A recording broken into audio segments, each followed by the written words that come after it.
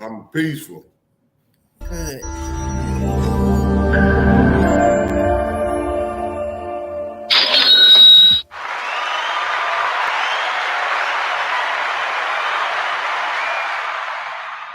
Everything from the rooter to the tutor.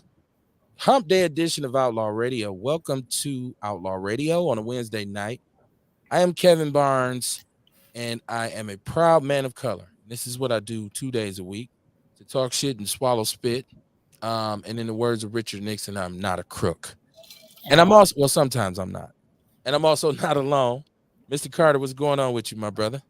Life. How y'all doing out there? Welcome to Outlaw Radio, where we talk that talk and we definitely walk that walk. Raising vibrations and elevating thought. Y'all better come on in. I'm trying to tell you I am the black woman lover, the black man's brother, the culture teacher, the hood healer, the ghetto whiz doctor. I'm all y'all holistic, healthy wellness coaches, y'all. Peace to the family. I'm also one that brings you nature, nature, urban supplements, and vitality, y'all. If you ain't had it, you better get it. This that blackberry right here, man. It's on fire, y'all. Come on in. Yes, sir. Yes, sir. We support black business. Yeah. If you have something positive or progressive going on, please hit us up, man, and support this brother with his nature, nature, herbs, and supplements. The Witch Doctor. Say your number one more time, Kamar. 414-949-2122. Let's put a package together for you. There we go. There we go. Support black business. Oh, Mr. Valentine is in the building. What's going on, Real? How you doing tonight, man? Peace to the guys and goddesses. I'm good, man. Happy to be here. That's right, man. Share the show. Share the show. I know y'all want to know how to pronounce the name of the show. It's MI Aliens, just like AT Aliens. Hip hop is 50 years old, and I feel like there's a lot of space age activity going on, and we're going to talk about that as we move down the line. I thought it was original. Maybe you don't. Outlaw Radio, MI Aliens, Justice for Denari. Shout out to Ewalk. He said, y'all already know. Good evening, Outlaw. Shout out to Tiasha Arthur. And I have a very special guest tonight. And I'm going to allow the sister to introduce herself. And this is, we have been trying to get her to, get on the show and promote what she's doing in the community for a minute. So it's cool to have her here tonight. My sister, tell these people what your name is and what you do in the community. Well, my name is Alicia, born and raised in Milwaukee, Wisconsin. Been there, done that on a lot of different levels. I started my business, Purpose to Prosperity. It's just a community-based place where people need to come together. Our mission is to provide these safe spaces for us to have these hard conversations. So that's what I am. Okay. And so what's the name of your program again?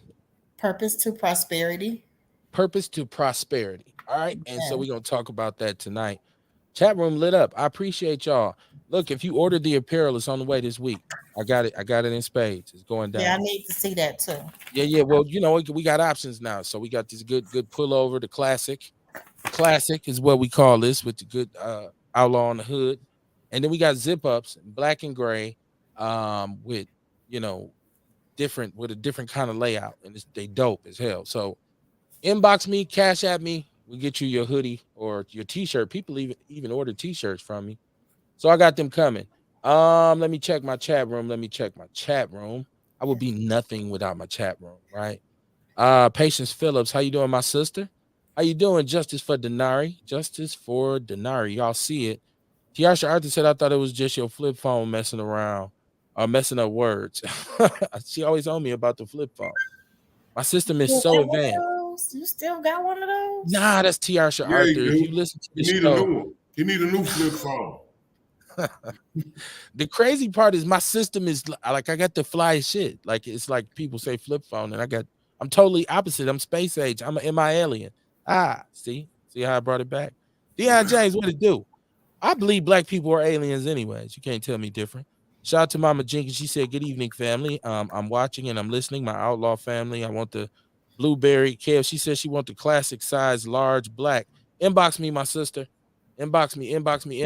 I like, we doing all, listen, e-commerce. But look, MI aliens, why did I say this?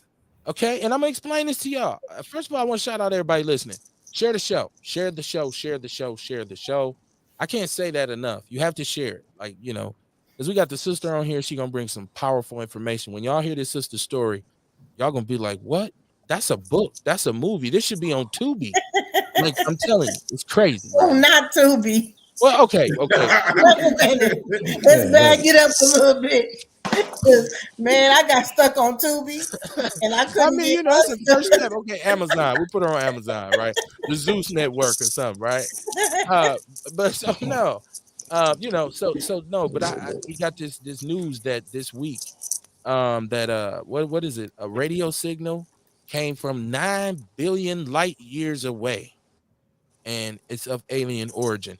Call me crazy if you want, but I've said a bunch of times, I don't believe the universe in its vastness contains only one planet with life on it.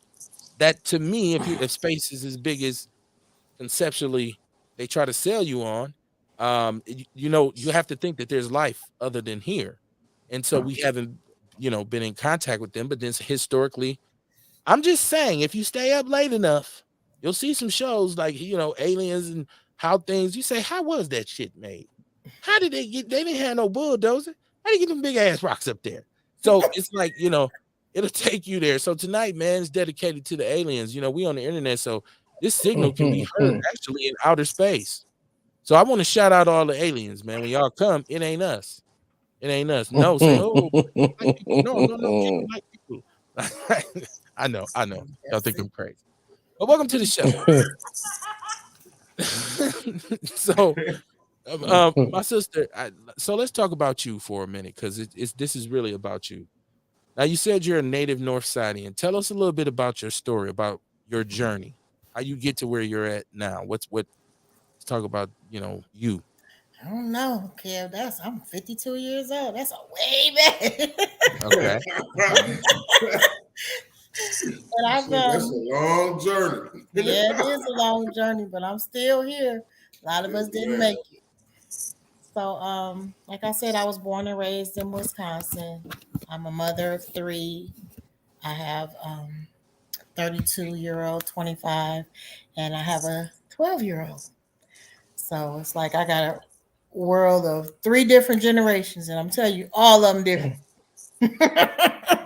Okay. So my journey ain't nothing to play with.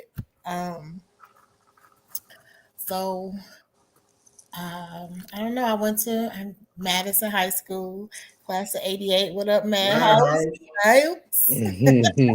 Yeah, we feel sorry for you if you went to Madison. But go ahead. No, you don't. Not really. We went to King, so me and Rail went to King. So okay, y'all go ahead.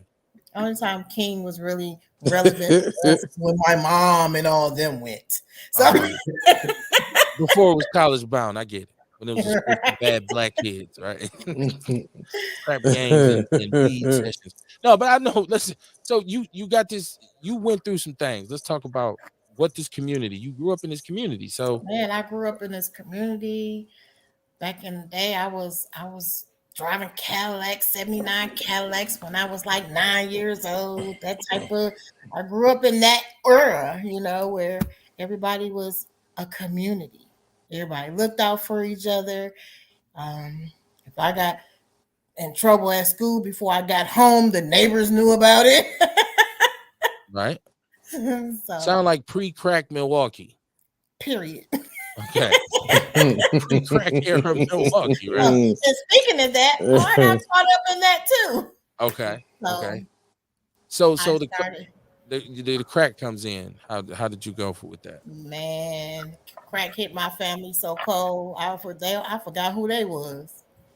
So then after a while, I got involved with it because it kind of, once you get in that era of that population, just long story short, I've been there. Right. So I was out on crack cocaine for like 9.5 years.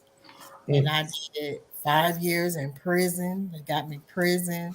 They got me my kids, taken away. They weren't taken away. They had good dads because that's where they went with their fathers.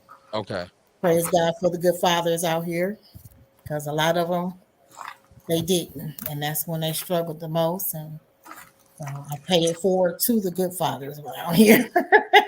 Okay, so like, okay, the because we talk about incarceration and crime and punishment on the show, and we know just to, and I'm not gonna like even the specifics of what has happened. I like the way you just gave an overview of it because I think Mhm.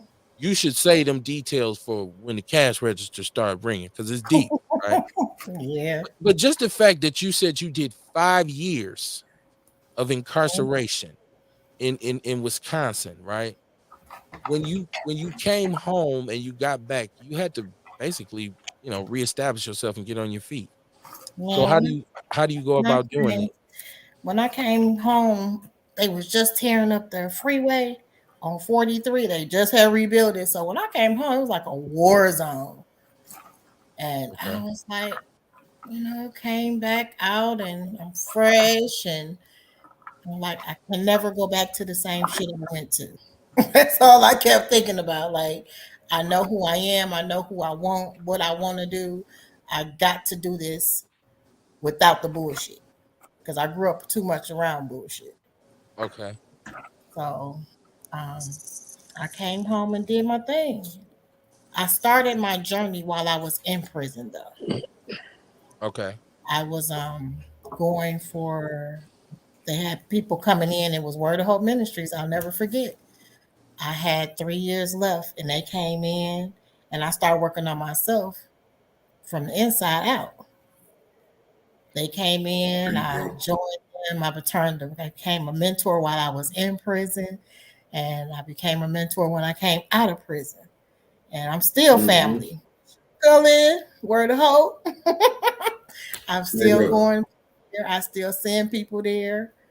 I pay it forward to where I came from and where I bring back to the community because, I was part of that messed up part where I needed to pay it forward. You And reap what so you sow.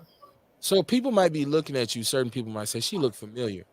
I've seen her before, and this is something I learned about you because people say, "Well, how we actually work together, right?" So we were Mhm. working with the same organization, and we went to like a big function for West Lawn, and I found out that you have been honored, and like there's a story. Your story is like you ain't. My mama said you ain't no cabbage. You ain't all head, no ass. It's a whole body here, right? Like so, but you did something incredible. Yeah, even with Who's that, man? Huh? that's I my don't know. Somebody did laugh. I don't know who it was. that's my ringtone. Okay, okay. Oh, Say what? it was Like right who? on time. Right, Came right Right? Oh, on it's always on time.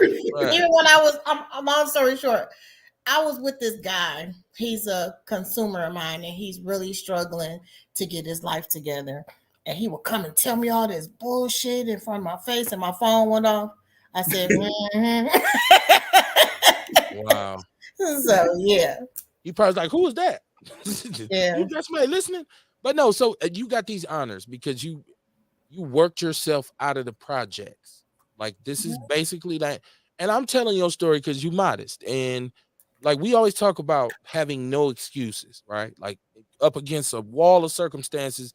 I'm a felon. I come home. I've been Oh, down for some that's years. like the worst of the worst. I get so tired of people talking about some.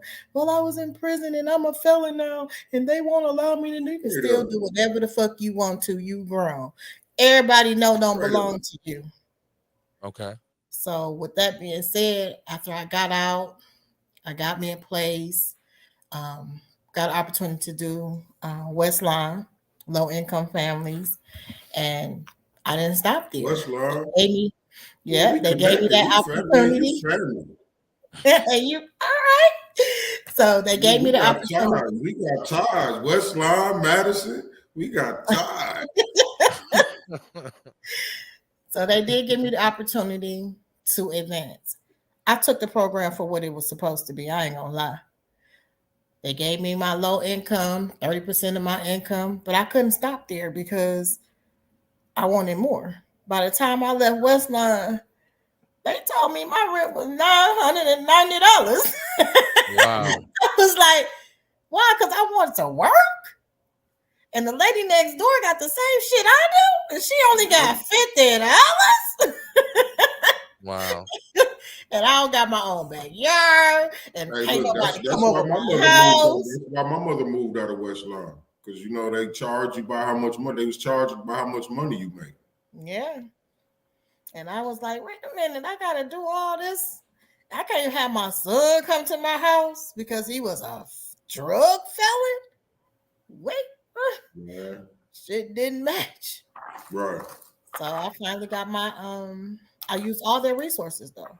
They had funding, they had scholarships. When things got bad, I applied for them scholarships because I was eligible at the time.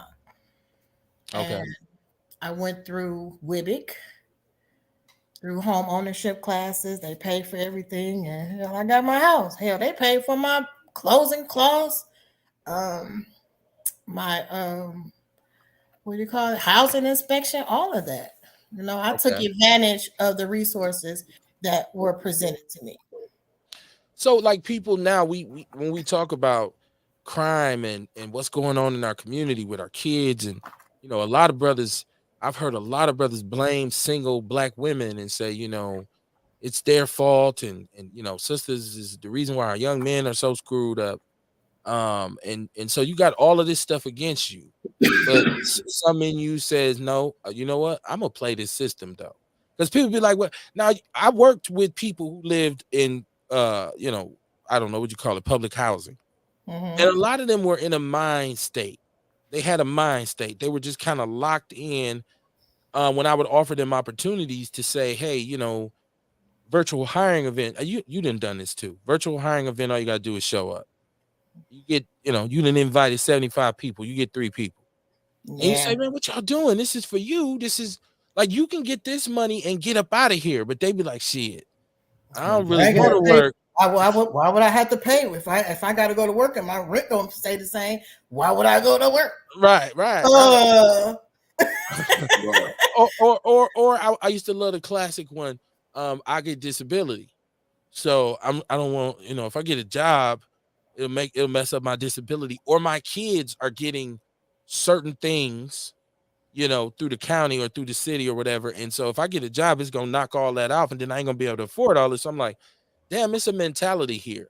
yeah. Right. Um, and, Hey, and dumbass, you're gonna get more money if you work. Systemized system. You're gonna get Period. more. And they don't realize the riches and the glory of having your own and nobody telling you how you should spend it, where it should go.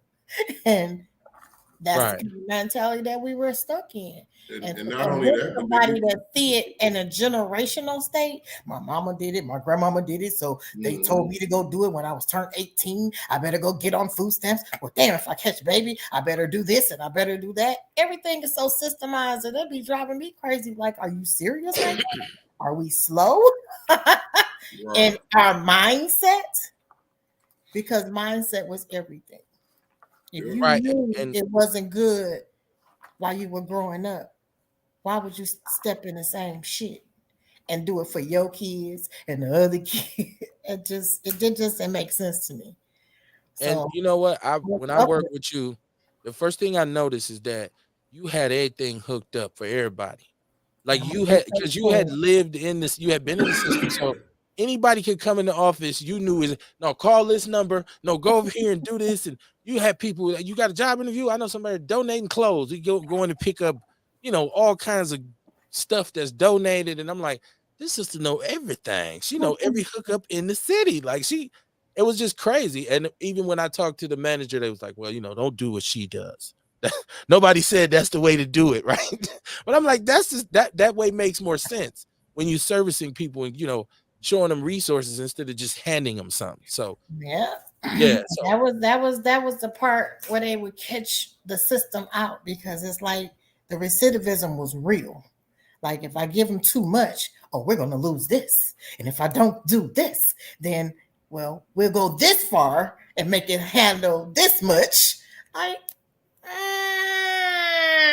that's kind of putting the finger on the thumb on the neck again on what you're trying to give them self-sufficiency. Like, oh right. no, we can't do that. We're gonna lose him as a number. He's gonna fall out of our bracket. Yeah, just that's like that. my DOC number. Guess who got theirs back? Pardoned. And now I'm showing everybody else how to get it too. Did you get a pardon? I did. That's what's up. How long Can I you ask, been I want pardoned? to ask a question. What all Okay. does it take? What all does it require to All get you a gotta pardon? do is come holler at Purpose to Prosperity, brother, and I'm gonna definitely show you. I got a class. I'm ready for it. Like all I need you to do is go. The worst part of my pardon was going to get my records. So if you go down there, you gotta have certified copies to send to the governor. You go Right. down there and get all your records, upload the application, and I got you. Okay. And it took a So go year. downtown and get all my records, like court records, All like your everything, right? certified copies of every felon that you had, even the misdemeanors, bring them on. Okay. Gotcha. I mean, they might have to go chisel some like they had to do me, go get out the Hey, bricks. man, hey, whatever we got to do, you know what I'm saying? Like, I had to wait like maybe 4 or 5 days for the rest of them to come. I'm like, all right, I'll be back. Yeah, whatever it takes. Yeah. And it took a year because I was right at the beginning when Evers first got in the office. Actually, I went to Madison with the city of Milwaukee Housing Authority. And I did, like you said, I was a success story for the city of Milwaukee. And they love my story. They appreciate how I came out. But they needed more money. Guess who was their flunky? And I'm gonna say it like that because when I was working there, y'all, I'm gonna expose everything. Because the system is exactly what it is. A system. Yep. So when I was working there, a gentleman version of me of a success story, he made it through and they offered him an incentive and doing all this, but it was real shady. And I'm gonna say real shady because I go to one of the higher ups and I was like, yeah, I remember giving my testimony up there and making it through and, climbed through. Boy, that man turned around to me and said, yeah, famous for one day. Threw my whole wig back. Threw my whole wig back. I was like, I think he just shitted bricks on me. Like, yeah, we did this for you and now you're done for. No, it didn't stop there, brother. Straight up. I wasn't gonna let it stop there. Yeah, and I want people to know I've heard the stories, right? So like this, I'm telling you, this is a bestseller. Like this is if and I feel like you, and I may have even said this to you before, you should be doing like motivational speaking. Like you should be talking to big groups of sisters, especially young sisters who are out here in the streets, in the life as we call it, and Man, really talk to them about. Yeah, so I feel like, I don't know if you got an agent or what, but I just feel like this needs to be like I'm for real, because when I used to be like, for real, like we used to be chopping it up in the office, I'm like, dude, for real, like, okay. I was like, I ain't putting my coat over there. I'm just There's a motive right there. You didn't. right. Don't. I You didn't better read the fine print. I didn't think you was gonna steal nothing from me. I'm joking. Yeah, but it was cool. No, you was cool people. I knew you was over whatever had afflicted you prior to that. I could tell because you had a different mindset. And like I've heard you tell young girls or people who would come into our office and just kind of give them the business and be like, yo, this is what's happening. And they leave there like, I'm sorry, Miss Alicia, I'm sorry. And it's like, yeah, so it's real. I like more people like your story need to be told. I have I to guess be that's what I'm saying. transparent. Tiasha gonna blame my flip phone naturally, but it's in my aliens, man. Hump Day edition. I take advantage of this time. Catch up with my chat room. Dion says, if you believe in aliens, then what about the notion of God? I done told people a million times I believe in God. I mean, why, if he created this, why couldn't he, create all of it? Like, I've been saying that. Patience is congratulating my sister Alicia. She said, good for you. Mama Jenkins said, kudos to the sister for her journey of sobriety and beating the devil's ass. Yes. To really come back and be an asset in the community too. Dion said he lived in West Lawn too, man. So it's a bunch of West Lawn up in the building. I feel like I'm on the 62 about to get jumped or something. I kind of know what's going on, We right? ain't gonna jump. We ain't gonna jump. We ain't gonna jump. Just don't fuck with us. Right. You cool, long as you don't fuck with us. Well, we was far enough away. We didn't really have to deal with y'all. You feel me? Like it's like Right. unless we was out at the mall or something, then you'd be like, oh man, yeah, in Westline, like, oh. So, you safe until you get, on a certain street in Capitol, but you got to get them. If you over there on Silver Spring or anywhere in the west side area, you might be in danger. I had a few clashes with of some West Lawn dudes one time. It's a long story. I'll tell it another time. But it's MI Aliens, man, on a Wednesday night. I'm sure the sister will get her connection back. We're talking to my sister Alicia, who has an incredible story. And she has an organization called Prosper to Prosperity, something like that. I'm bad with it, y'all. I'm bad What with was it? Purpose it. Purpose to Prosperity. to Purpose prosperity. to Yeah. prosperity, yeah. And she was I'm just gonna have saying how to. I'm gonna have to link up with it, like all my people who might need expunsions and, yeah. and then Yeah, the also sister. when she get back on, I'm gonna see what she know about child support because I beat mine. I mean, not beat mine like it's a case, but I mean, I Yes, Okay. beat bro. mine. But I know a bunch of brothers who could use help with child support too. So yeah. Alicia, you gotta get Wi-Fi. You can't be having dial-up internet if you want to be on Outlaw Radio. Look, actually, I was sitting on the cord and thought it was charging, but it wasn't.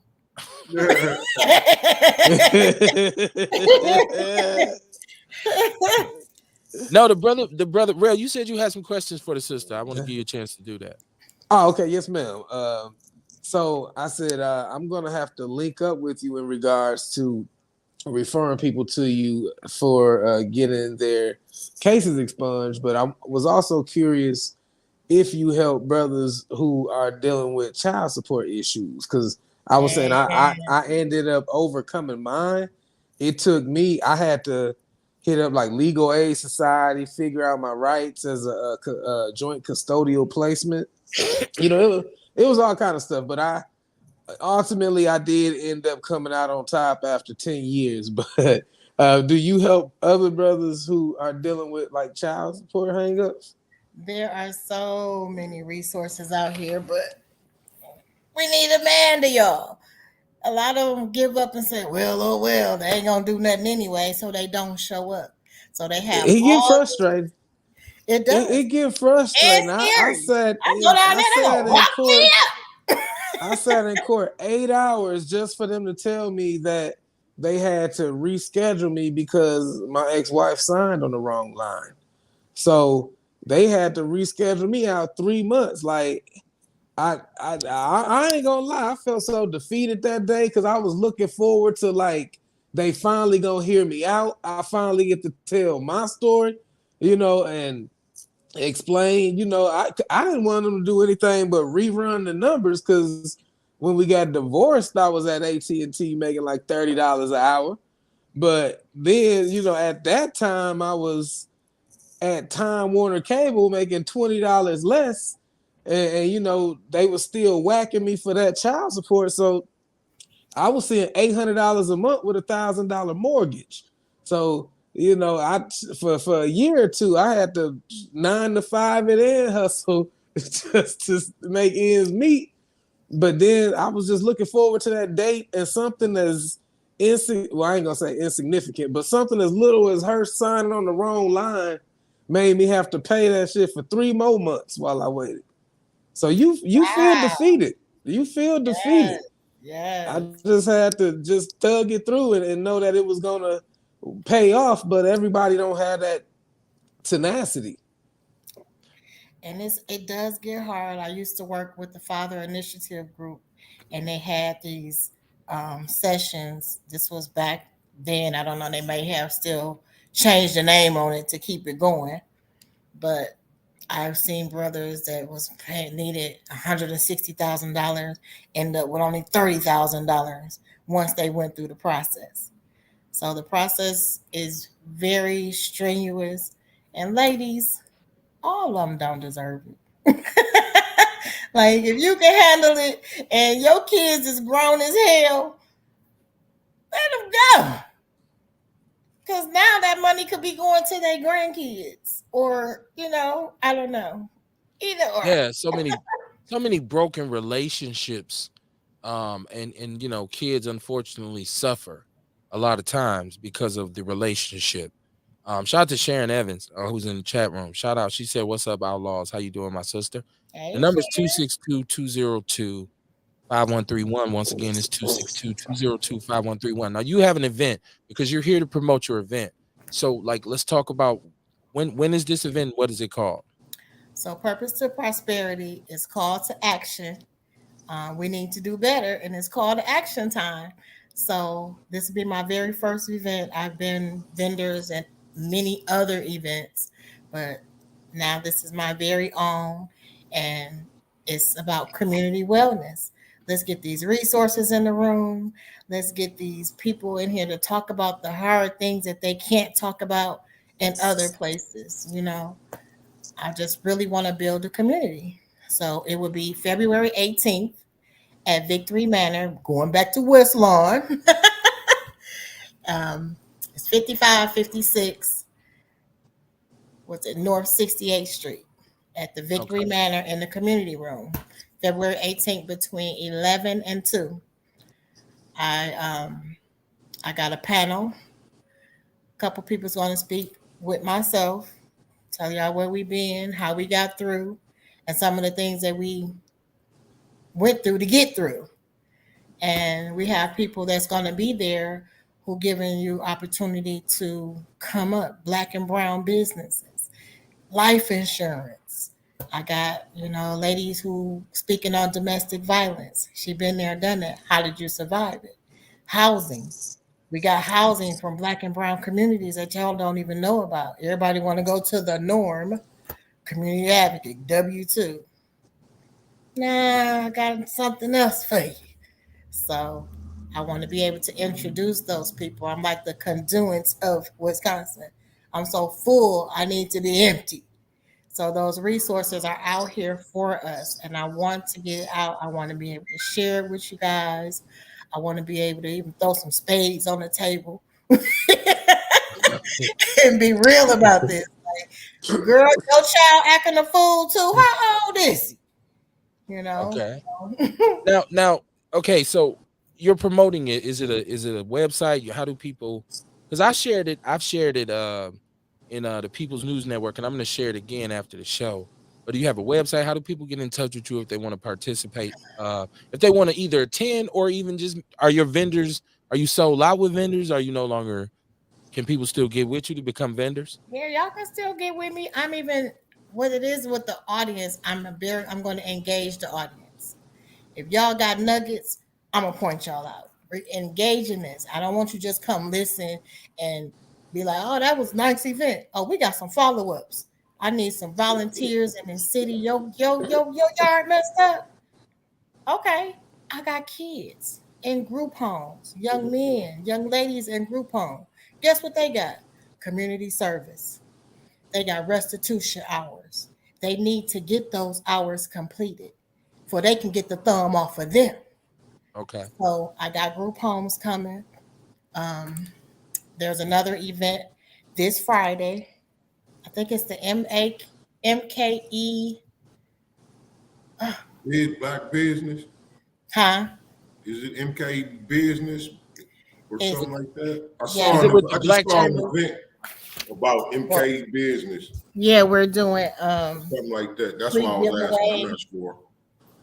I'm looking for my phone. I don't Now I know. know the Black Chamber of Commerce is doing a lot to try and work with, because I see they're sponsoring some restaurants.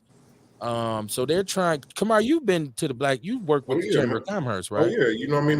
They doing a lot of stuff, man. You know what I mean? That's one place I could say, man, where they got gifted some money and they spreading that money out. Okay.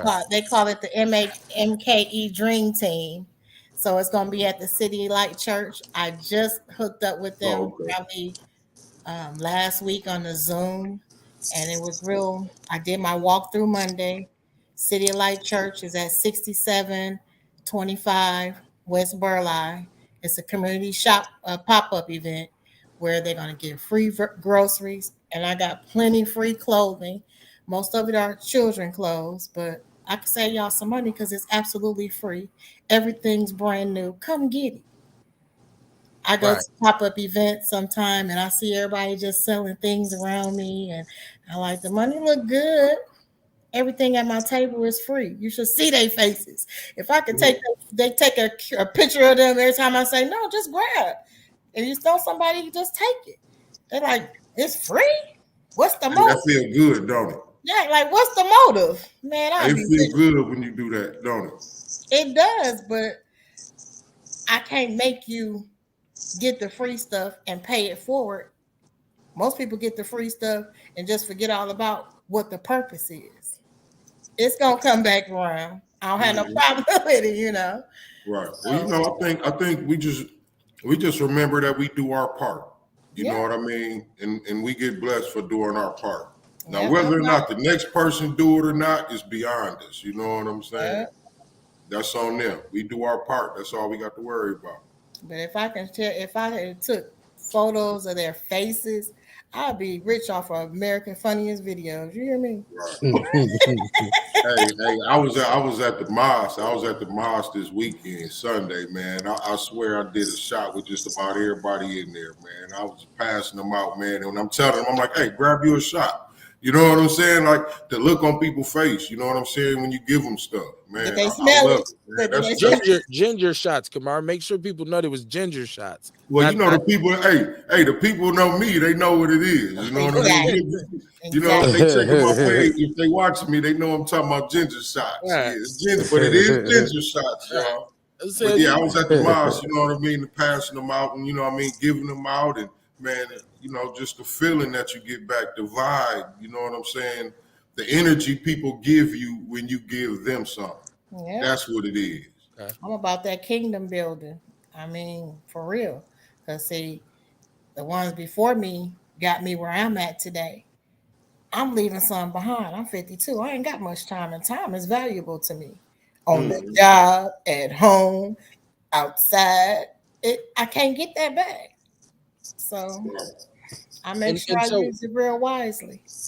you referenced, that if you're old enough to remember Milwaukee, like I said, pre-crack, that in our community there was really strong bonds. There was really, elders were respected, but they were a lot more prominent because they owned, most of the soil that you was on. Like if you was in my community, because I grew up in the Rufus King neighborhood, and black people over there own they shit. And Yeah. they tell you quick if you was on their grass, get your ass off my grass, right? Like Right. so there was a community, there Don't was a stay out of my sentiment. rhubars. Right. Fruit trees. You don't even got the Right. fruit trees in Milwaukee like that no more. You used to pears, plums, peaches, apples, all the way down the alley to you. They got plums. How they got a plum tree? Like, my Now cousin they had a have some grapevine. now. They in the community where they built all the gardens and stuff. They got apples, plums, pear Okay. trees, all in there, and you can just go sit down and chill. Oh yeah, Yeah. down at Alice's garden, we got apples down at Alice's garden. Apples. Mhm. It's a cherry tree down there. Yep. Sharon Evans said, giving of gifts that are worthy to be given. And that's what I'm saying. Like when I tell you I'm not exaggerating, what you about to do? I'm not doing nothing. I'm just sitting here. Come ride with me. I got a donation. We going somewhere. She filling up the truck. Clothes. Yep. Oh, I gotta go over here and get supplies, cleaning supplies and clothes over here. I'm like, dog, this girl, Mhm. your grind, and I used to tell you this, your grind was similar to my mother's because she knew when hard times hit, she knew I'm going over here, get this, I'm gonna get that. They giving this away over here. I'm gonna have plenty. You might not want what we got to eat, but you ain't hungry. That's what Right. my mother used to always say. Right. So it was real crazy. Now you said, what's the name of your organization again? Purpose to prosperity. Purpose to prosperity, right? And That would be my LLC for profit. My okay. upcoming, I do have a nonprofit. I mean, throw that out there, and it's called Can't Make Up Inc. And the reason why I did that is you can't make none of this shit up we've been going through and it needs to be told. Okay. So what do you plan on doing through that? Because I like this idea of kind of like you said you want a safe space where people can come in and share, and there's resources so people and there's follow up. The cold part about this is there's There's a follow up. follow up. Right. I'm coming back for you. Like my event on 18th. By the end of the month, there's going to be another one where you done signed up. I'm coming and see if you're still committed to that. Where you live at, where you say that junk is, they on their way. Okay. And when you see the community and the kids and the youth want to really get involved, you got other people coming out. Like the last 2 years during COVID, I had like 4 boys. Good landlord. Shout out to Charles McCoy. He had a lot of properties that he was, giving our black and brown families different good another chance with evictions and things. He was putting roofs over their head. I mean, sure, they wasn't always in the greatest neighborhood, but he gave them a second chance and nobody else would. So I had young guys, they were 13 to, I think it was the oldest I had was like 17. And I loaded up my truck with 2 and 3 lawnmowers and we went and cut that man grass. I didn't get a dime. It was $30 a front yard. You want the back one? That's another. It all depends on how big your yard was. They kept all that, and we kept their neighborhoods up. It was enough for them to come out with their kids to go in the backyard and play. That's the part we was at. Did I get funding and all that for that? No, I did that because it was needed. I did that because we have to give other people another chance. If you don't give people a chance to prosper, they're going to always feel defeated. So that's what I did. Okay. Okay. Now I'm looking for spaces. Like, I don't want to be in one location because people don't like goodness all the time. I'm going to put this out there because I work with a lot of domestic violence. Have I kicked in hotel doors and house doors? Yep. I'm sick of y'all shit. On the G. Like, for real. Like, even with my sons. If you mad at him, and these women out here crazy too now. Right. So you don't own him. You didn't birth him. You don't own him. Don't put your hands on nobody because that's not what we do. okay. Domestic violence is so real, but I'm like, no, I'm finna turn these lost bitches into some boss bitches. I'm serious. I'm sick of y'all too. So once they get on board and be exposed to greatness, to be exposed to who they really are, their purpose, because purpose to prosperity is not playing with none of them. You're not here to be unhappy. You're not here to be happy all the time. It's always going to be a struggle, but you're here for a purpose. Figure out what it is. That's right. So, okay. And I feel like you should be working with reentry in some shape, form, or fashion. Okay. Okay. So, because I know Employ Milwaukee has got a lot of services, and that's just one. But I feel like they should be having a contract with you in some form so you can go down there and really, because recidivism, a lot of people don't understand. I tried it. Okay. What was the issue there? Numbers. Okay. I don't know no other way to be. I'm very transparent. If you didn't qualify or have this certain criteria, it was like, we can't help you. And it was more of, hey, we got this. We got to have these numbers show up here and these numbers show up there. And I was like, ugh. But they have people, though. They have people who they work with. So why would the onus fall on you for the numbers? I don't know. I can't count for other business. I'm not putting them down because the service is there. I just need y'all to use the service for what y'all say is for. And that was my next question, because Milwaukee is a city of silos, and we know. And if you've worked in social services or tried to do any kind of events, especially around nonprofit, I'm gonna tell you that there's so much grant money out here and so many financial opportunities that it's a serious race. It ain't easy. Like, oh, I want to do something right, and everybody's like, oh, come on in. I mean, if you ain't down with certain people and certain groups, and you don't have affiliations over here, it's hard to even, get to do what you want to do in the community. So, how have you dealt with? Because, like I said, we talking about how many groups out here are actually doing something. Like, just I got a program over here where I do this. I got one over here where I do this. And so you try to get in, and you like, well, hold on, he got grant because he know the mayor, or he down his alderman. So how have you worked your way around these barriers? Well, I ain't had no grant.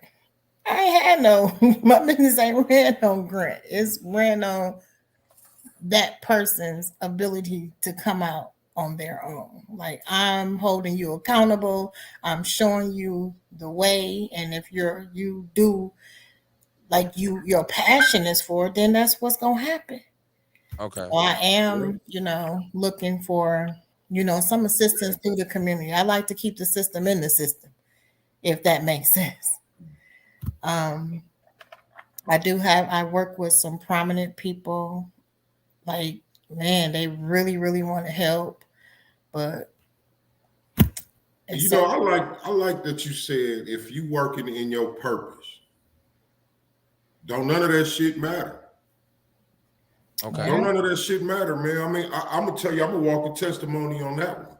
When I first started working with these herbs and sea moss and shit, man, people was looking at me crazy as a motherfucker. I ain't taking that shit, nigga. But I kept walking in my purpose. You know what I mean? It wasn't turning me around. yeah, that's why I always tell everybody no don't belong to you. You know what I'm Yeah. saying? I wasn't in no circle. I wasn't in no silo. You know what I'm saying? I stayed down for the get down. Yeah. And sometimes that's what you just gotta do. I mean, stay down for the get use down. use it what it's for though. Like, don't try to beat the system. Use them to get where you need to go. Right. Figure out how to work it to your advantage. Right. Take it to your advantage. If that part don't work for you, don't apply. Let it fly. Go to the next step.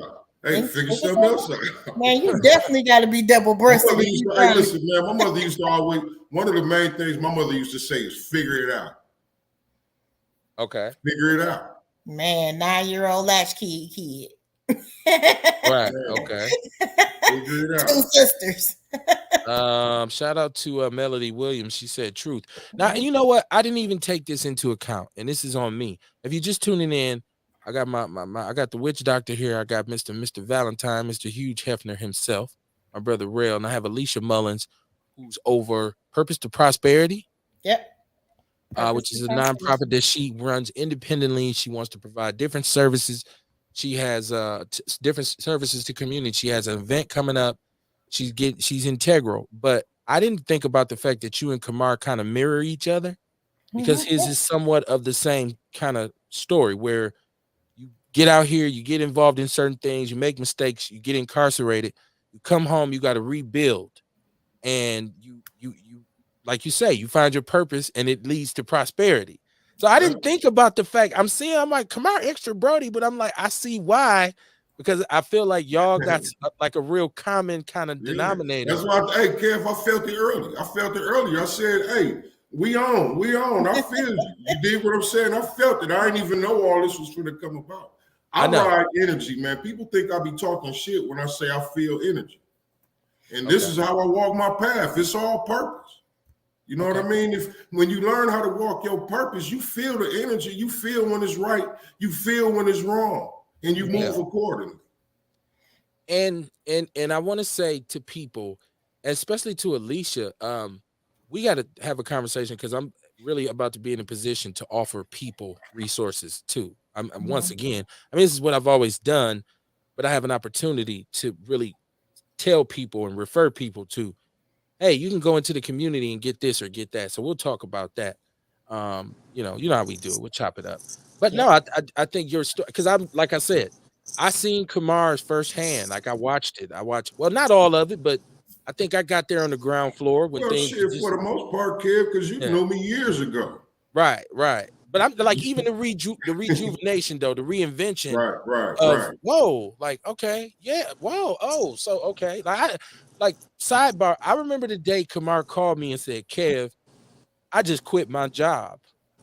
because I'm about to be walking in my purpose. This what I'm finna do for a living. I said, you getting it like that? You said, well, not all the way, not all the way, but I'm gonna make sure whatever I do need, I'm gonna go get. I'm gonna make it happen. This is what I'm supposed to do. And the brother ain't punched the clock since. And that had to be 5 years ago. So I'm just saying. Hey, that was 2019, November of 2019. Okay. So I wasn't that far off. You wasn't that far off. Right. So I remember almost 5 years. Yeah, because at the time I didn't even think of that either, kid. Thanks. No, when you was on the show, because we were doing the show and we used to do the show live from that's why I call Monday night show live from the basement. Because we used to I just made me a studio when nobody wouldn't give me a mic. I made me a studio in my house and bought me a microphone and said, I'm gonna do my own shit then. And so Kamar joined, me and him hooked up, and he was working in some sort of factory setting. And I remember him saying, man, I've been this shit killing me. Like I gotta figure out a way to be able to do what I want to do without worrying about this shit. And lo and behold, it happened. And so you see what the end result is. That's why I always, people ask me, hey, what about crime? I'm like, man, please, dude is good. He's good. He's good, man. So, but yeah, so those kind of things, and those are the stories that people in our community need to hear, right? Like, because there's this period where we all get caught up and we all make mistakes. And this is my only argument sometimes with how we deal with youth offenders. I do believe we need more harsh justice, right? I do believe we need to give them some tough love. But I believe on the other side of that needs to be an opportunity to redeem themselves. Because I was going to say recidivism, a lot of people don't know this about what one of the main problems in Wisconsin is with prisons is the recidivism rate is so high. So you got people going in and out, in and out, in and out. So that tells me when they come home, there's not enough resources. Exactly. That they know about. Because and they ain't learning nothing new while they're in there.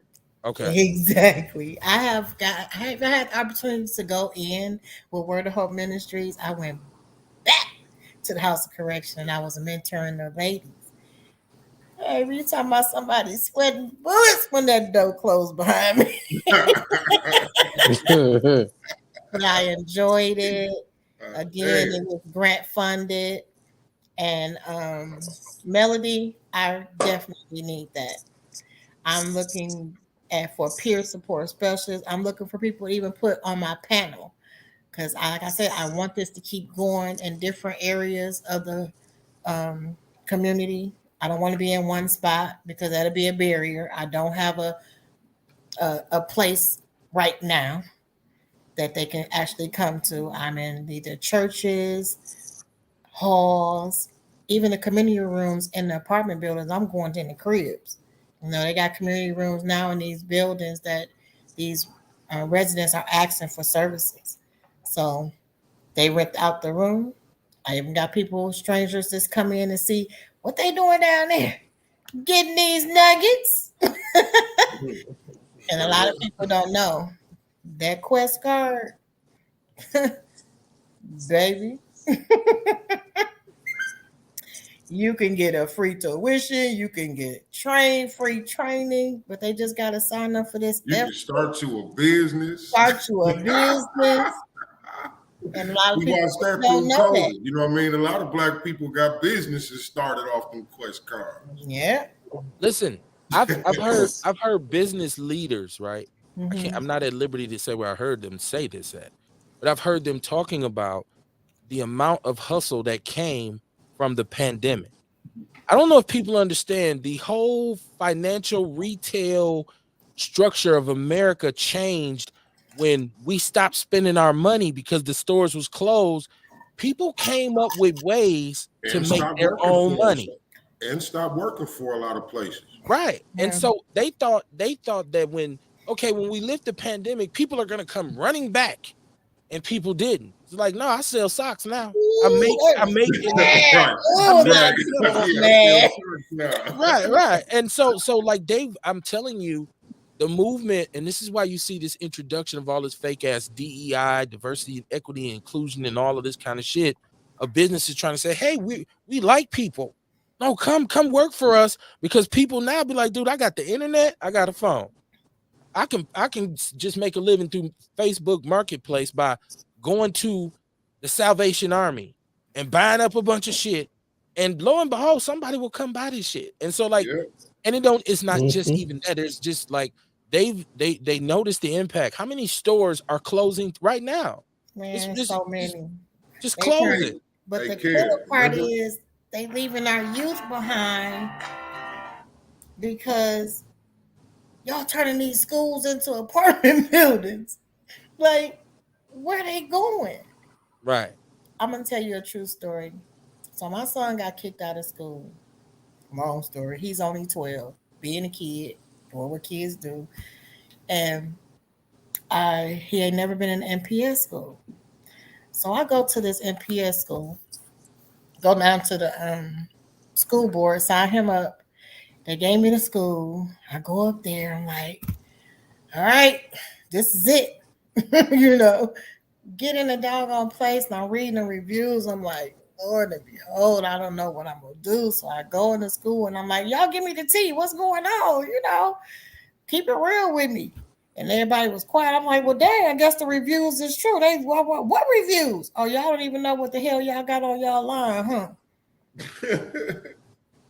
They waited clean until the principal left the threshold of the office and said, girl, you don't want your son here. He got to have tunnel vision, and we don't even got a sixth grade teacher. I said, what? Wow. So, Wow.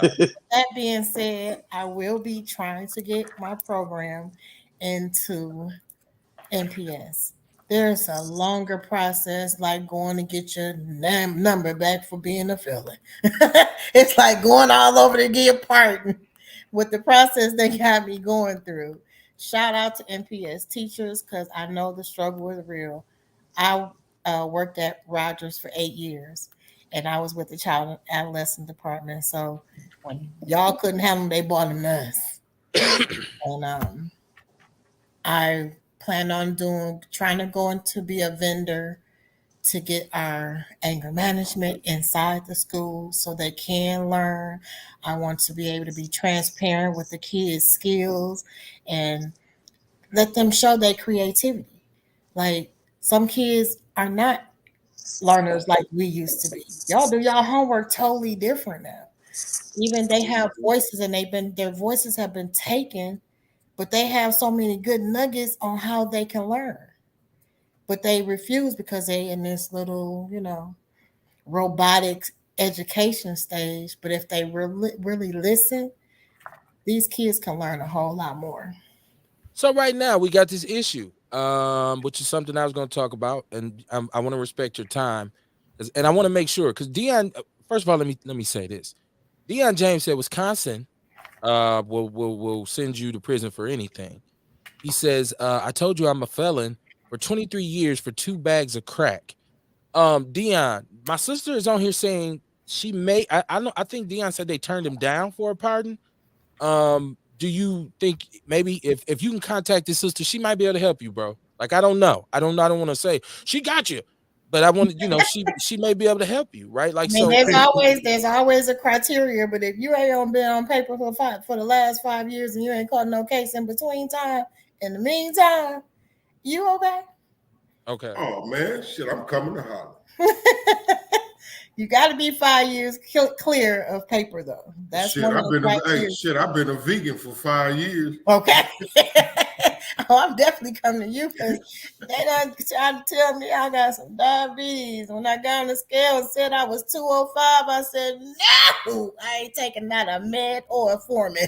I'm I going to got lose some. this weight. I got you covered, sister. I got you covered, sister.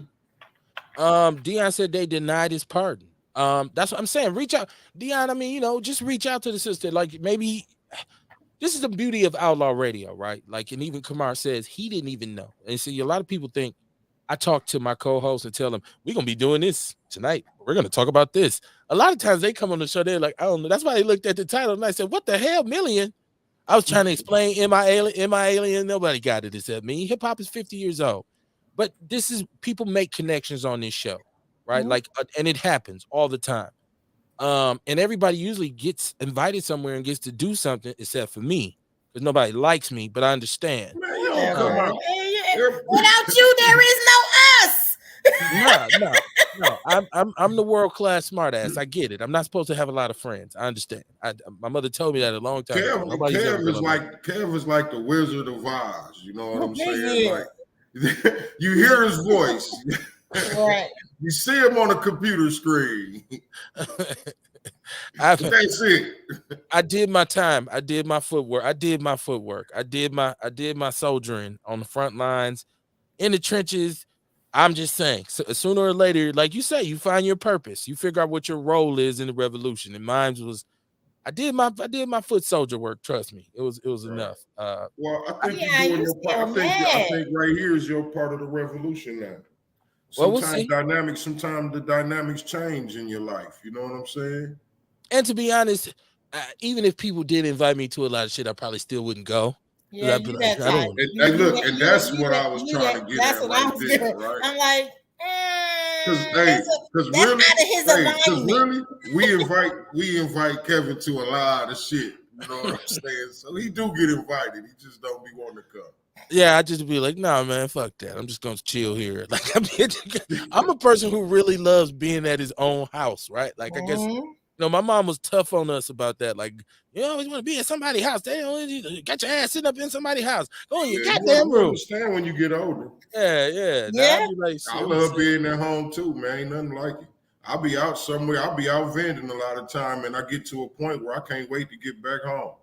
Man, feeling good, man. That's why we travel. The only thing on my mind be, I hope ain't nobody fucking with my shit at home. I can't wait to get back home. My wife be mad at me like, dude, can you just relax? I'll be like, did we lock the back door? I'll be on that kind of shit. I just be wanting to get back home and lay across the bed and watch TV. Man, I ain't all the shit you do worried about nobody messing with nothing. I just want to come back and relax. Dion says he'll inbox he says he's gonna inbox me your information and I'll give it to Alicia. Right, we'll see. I'm still on Facebook, Alicia Mullins. I'm there, so you can hit me up on Facebook. I am on there. Right, yeah. So I mean, brothers be like, you tell her. I get it. Right. He said he don't think he's gonna reapply. You tell me, because he's still mad. Right. And you got a right to be. Right. You gotta get your numbers back though, because when I got my 272311 back, I was like deuces. Sharon Evans said I stay at home eating pork chops. I have not had a pork chop. I haven't had a pork chop in so long. I wish I did have one. We don't. Have you tried the turkey chops? Well, I've eaten a lot of turkey. See, my wife don't eat beef or pork. Fire. My wife doesn't eat beef or pork. So most of what we eat is turkey and chicken inadvertently. Sometimes I'll be like, I need beef. And she'll give me, get you some steak or give me some cube steak, which is one of my ghetto favorites. But most of the time we eat chicken or turkey or fish. Like, it's like, dude, man, pork chops, very, very rare. But for some ribs, I will throw some rib tips on the grill, though. I take full responsibility for that. Sauce them up. Dion said he loved being at home, too. Melody Williams said the same thing. That's me. I love being at home. That's what I say. When you start getting older, man, you know what I mean? You appreciate time at home. Yeah, right. When I was young, I'm out here. I'm always trying to be somewhere. I'm here, I'm there, I'm over there. And now, I'm going home, y'all. That's right, man. That's right. Home is where the heart is. Sometimes you got to be out here to do the network. Not only that, I got to work. Right. My work is at home. So it's always something I could do. Quiet. Oh man, I'm listening and learning. Learning about these new connections. I mean, I got people from every walk that I could refer, and then also, do you work with PNCCs? Because my family has a PNCC agency for girls who need prenatal care coordinators. So if you have any, we could connect on that tip too. So you need a pregnancy coordinator? No, we have an agency. Okay. So I'm saying if you come across girls who need a coordinator, you can reach out to us as well. Or maybe y'all could vend at one of her events. You feel me? Yeah, that's cool. I know you was joking, Sharon. I wasn't even tripping. One thing y'all gotta understand about me is I'm a lot of things, but sensitive ain't one of them. That's why I call Ooh, myself. you got to have tough skin in Wisconsin. You better know it. You soft. Shut up, Alicia.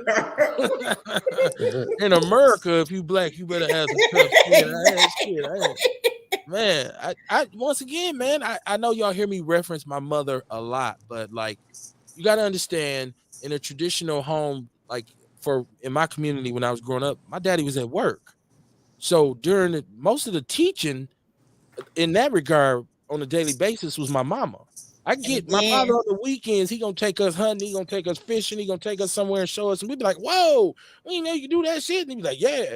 But my mother every day when she was pumping you full of, and like just like independence and stuff like that, and being at home and figuring out how you got to be. That was her thing. Like you can't be out here no soft ass. She said, I can't stand a soft ass nigga. That's what my mother used to say all the time. Like if he crying, that's why I didn't really have like no emotions. Cause she'd be like, you better not be crying. Like I slap the shit out. You'd be like, okay, mama. She was serious. Like man ain't supposed to be soft like that. You ain't a man sitting around talking about his damn feelings. I used to be like, mama, you a little bit too upset about this shit. But and they meant well. Yeah. They meant well, we always meant well for that. They meant well, but now we have a society of men who can't articulate how they feeling, and then they gonna go try to fuck something to fight something because them the only two things that's why I wrote my book, man. That's why I got a chapter on emotional intelligence, because even that child support shit, we have to learn emotional intelligence and conflict resolution before we can start really having the serious conversations we need to have. So man, our parents meant well. Like my father used to tell my friends to fight me. You know what I'm saying? Like, hey, y'all make them go toe to toe. Just toughen them up. Like, and they ain't fight me like to fight, like hurt me type shit. But no, I couldn't back down. But I think you referenced a maturation process, and so that's so essential because as I got older, I did understand what she meant in terms of really. Come on, remember we did a show called Butt Naked. Yeah. And we did a show one time called Butt Naked, and people was tripping, but the show was all about vulnerability. I'm salty. I missed that shit. That's my thing, man. I'm a hippie. Naked and free. But it was about vulnerability, and it was about protecting yourself, right? And like fears, like the fears that we have that prevent us from really making the progress that we need to make in life. Like you have certain reservations, you have certain insecurities. Nobody really wants to be vulnerable. And so naked is the ultimate form of vulnerability. And I think that's why it's taboo in our society a lot, because most people just don't feel comfortable naked. So when they see somebody who does, it's like, whoa, you're doing too much. But are they? Right? No, they're not. We were taught to villainize nudity because that's our natural state. And this world hates anything that is natural and original. That's why this world treats the black woman like it does. That's why the world treats us like it do. Because the world hates anything that's natural and original. But how can it be taboo if, I don't, well, fuck it. How can it be taboo if that's how God wanted us? He was mad when they found out they was naked. Who told y'all that? Who fucking up my shit? I wanted to watch y'all pick them apples with the titties hanging. Like, people be like, damn, he crazy when he talking about that like the Bible. But when you look back, God wasn't mad at the shit, the apple. He was like, who told y'all was naked? I got real excited, but real, you need to know the show wasn't actually about just being naked. Like, no, I know you talking. No, you talking about real got fired up. Like, hell yeah, no draws night. No, but that shit. What I'm saying, some ass. No, that's not what I'm saying is it's taboo.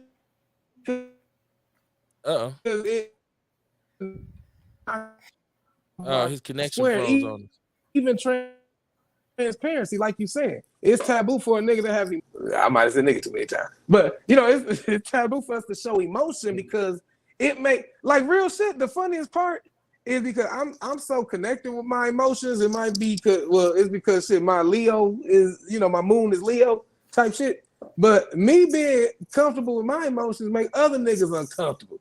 But it'd be funny to me because they kind of get uncomfortable to see me be able to express myself so freely. Yeah, I know. I get that. I don't want to come to your crib and you got your robe open and you want a beer. No, I'm cool. Nah. I don't want no beer. I'm good. I'm good, bro. I got one right. I brought my own, right? Like I believe freedom is just to a point. Like it just Right. I just certain shit we don't need to see. Now you conduct yourself accordingly, but when in Rome, do as the Hey. Romans do.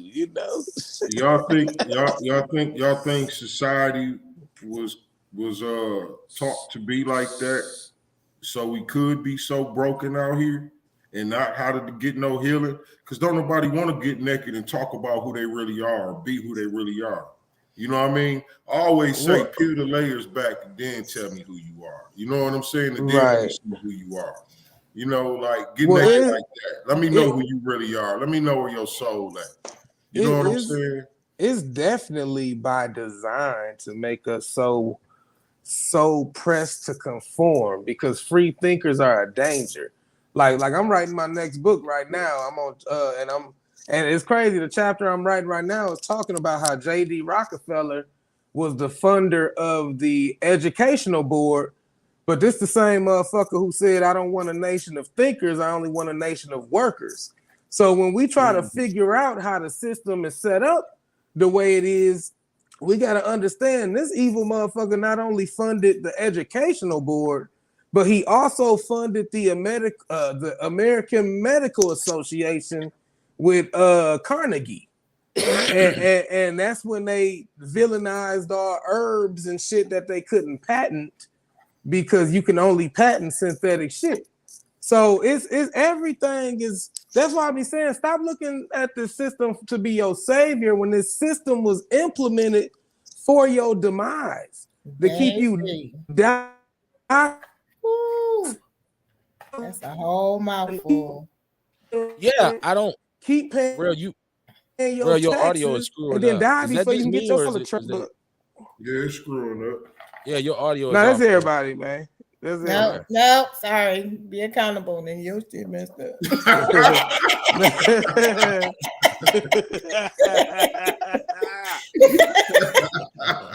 She said be accountable, right? Your shit. Right. It's your shit, Kev. It's your fault, right? I get it. I stand accused, right? And believe it or not, I've been called worse, right? Nick McVeigh said he loved being at home. Deion James said, you see them police in Memphis killed that guy and they were black. Yes, I did. We're gonna talk about that. Sharon Evans says, I love your mother's philosophies. Yeah, it was wild, man. She just was hard, but as I got older, I started to understand why she was the way she was. And if you knew what she had been through, and I think the other night when the sister called in saying, y'all talk about Black history, but how y'all know that even happened? And I'm like, dude, if you hear some of the shit my mama used to talk about, I know she wasn't making it up, right? I know she wasn't making it up.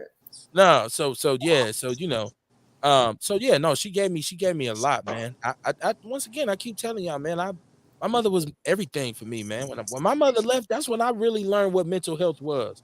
My mother passed away, your man's almost lost it. Like I was on the line, man. I was about on as close as you can get to a nervous breakdown. I was there. I had to wake up and be like, whoa, shit. I got to get back on my feet. Like I looked around, everybody was gone. No kids, no wife, no nothing. Like, man, I got 75 cents. What the fuck happened? I had plenty of money. What just happened? So, yeah, I man. used to have to pray when I was in prison that I wasn't going to lose my grandmother.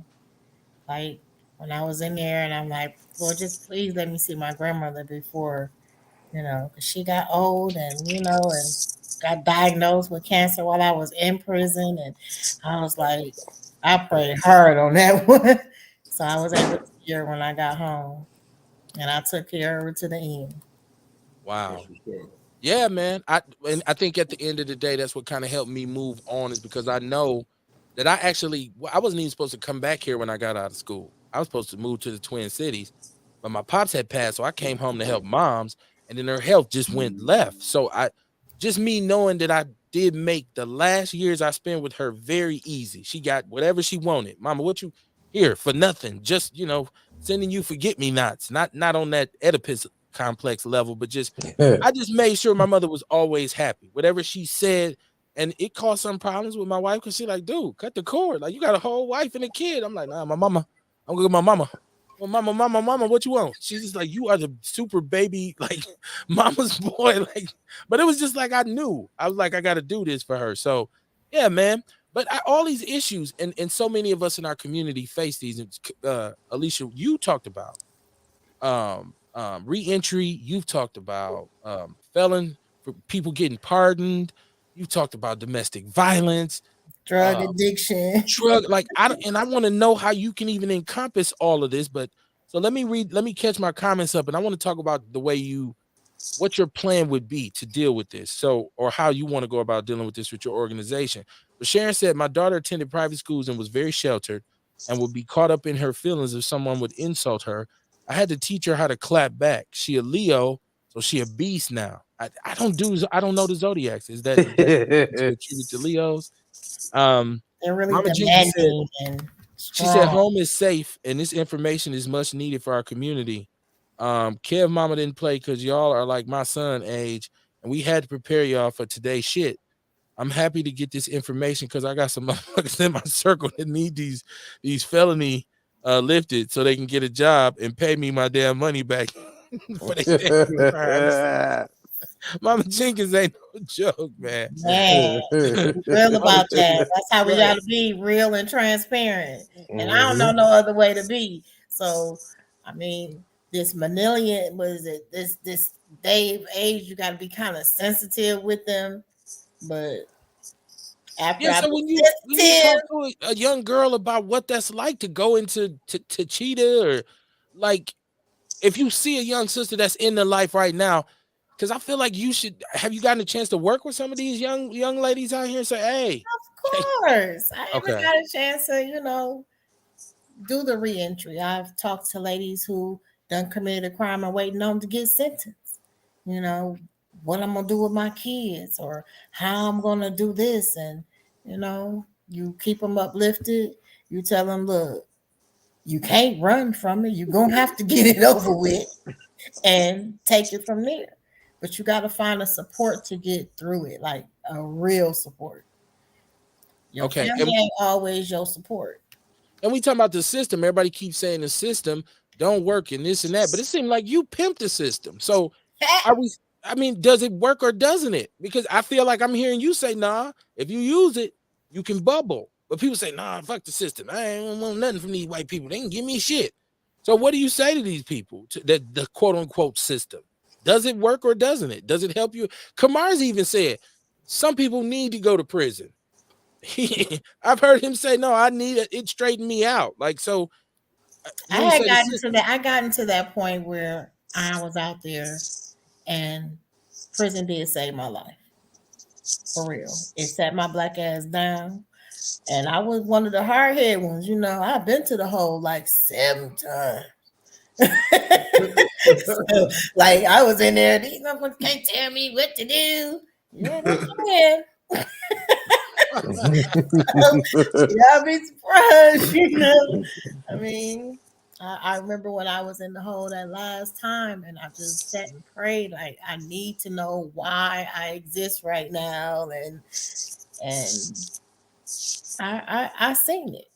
I seen what my purpose was supposed to be, and it is what it is. And when I came from that hole, I started working on me, and I got a lot of people that I still connect with that I was locked up with. I'm calling them right now because we've been there, done that. We need to let other people in this community know that you can do this, because a lot of us did make it. So I am looking for peer support and people who really want to tell their story on these panels. I don't want to stop at just my event with the follow-up. I want to do another one here, another one there, and keep it going. People got to hear if I want to become a NAAA group, this is the real stuff. Can't Make Up Inc. is out here. So just keep, I'm ready to fill my calendar up. to show where these plots gonna be. He walked the great. You on the line? You got a question for the sister or just a comment? I got a comment. Y'all talk about who need to go to prison. Chase Bank need to go to prison. Them motherfuckers won't give me my $750 they just stole from me, goddamn it. That's who need to go to prison. Yeah. Goddamn it. Chase Nah, Bank. motherfuckers. Yeah, they need to go. But shit, I tell you what, they gonna give me my $750 and shit. Hey, all you gotta do is take it to Channel 6. He in Arizona. I live in Arizona. I'm in Arizona, but this is what happened, man. I went to the ATM. I'm gonna break it down like a fraction, just real fast and shit. I went to the ATM, man, trying to get $750 up out of there and shit. The machine said temporary not working and shit. So I tried the next one. It told me I didn't have enough money in it. So in there to get the amount. So I go inside. Dude said I only had $400 in the bank and shit. I look on my thing. The motherfucking ATM done took my done registered that it gave me some money after it told me that it wasn't, it wasn't even working. It's temporarily not functioning and shit. They try to tell me, well, shit, we ain't short. It all added up. I said, oh, y'all did an investigation on make sure y'all got y'all money. What about mine? So I just called in to say something different real quick, man. I've been listening to shit. Them motherfuckers, they gonna give me my goddamn money, man. Shit. Oh, that's another one. I get that. That's what I get. You supposed to say, look, man, we got some people. We gonna take everybody's money out of Chase Bank and put it into such and such bank. You gonna give me the one shit. You a dirty rotten son of a. I don't have any friends. This is why nobody likes me. And that was another thing. Shout out to Ewok, man. That's my partner, man. When they say Katrina Cravey do her job, call in Contact 6. You're going to get some bread back. I got some bread back from Contact 6. So that was another resource that y'all need to use. Right. So we got this event coming up. We're gonna promote it heavily. I know you got to go because I know you told me you had something that you wanted to do, but you got to come back. And we got to try to connect because a lot of people are connecting. I want because I think my brother Kamar he should be on your panel, right? Like to wait in, let's do this. So and set up some nature and herbs and supplements, and maybe even have a couple Outlaw Radio hoodies sitting there for y'all to purchase. I mean, it's teamwork make the dream work. You got to all come together like butt cheeks. But I want you to give the date. I want you to get a date of your event and how people can get in touch with you one time before you bounce. All right. So Purpose to Prosperity will have their event February 18th from 11 to 2 at Victory Manor in Westlawn, 5556. So there's 3 5s and 1 6 North 68th Street. We're going to be in the community room. Now I want to make sure every time you have an event, you got to come on and promote it. Just let me know. Perfect. Okay.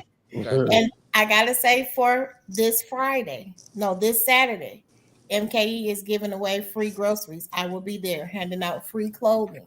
They got free groceries, free clothing at City of Light Church on 6725 West Burleigh.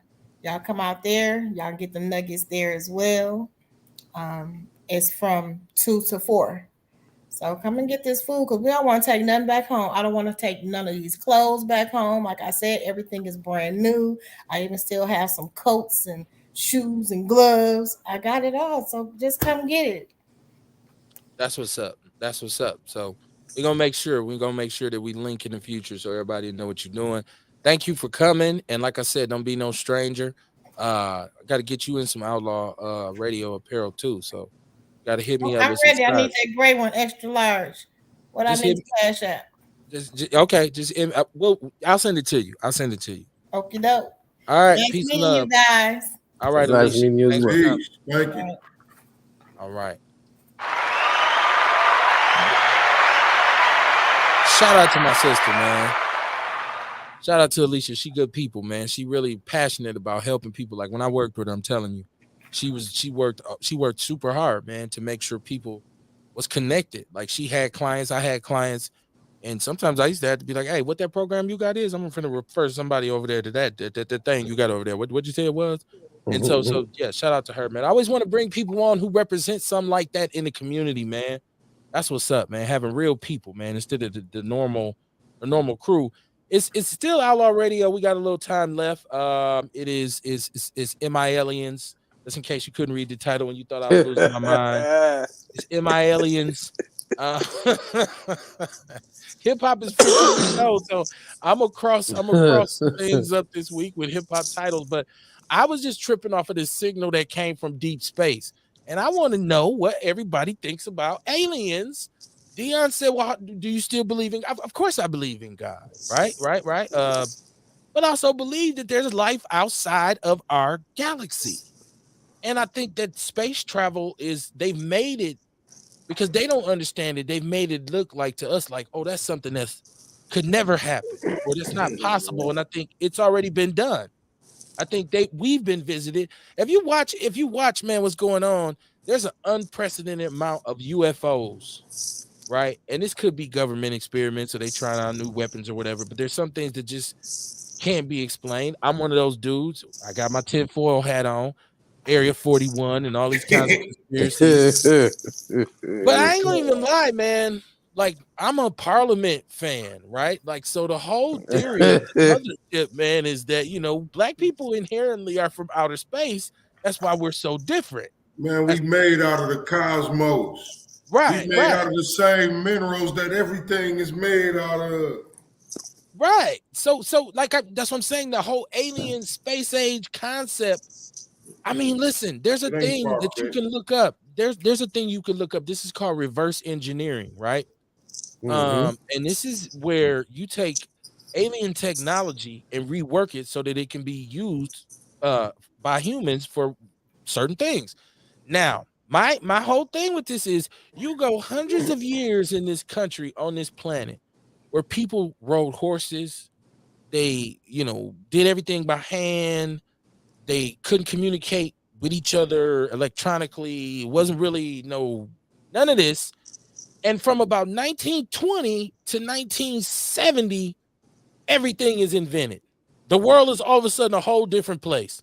Aluminum foil, microwaves, telephones, televisions, fiber optic cable, plastics, like all these manufacturing techniques in that short span of time. But it's coincidentally coming on the heels of what they say, aliens crashing at Roswell and all this kind of stuff, and this being established.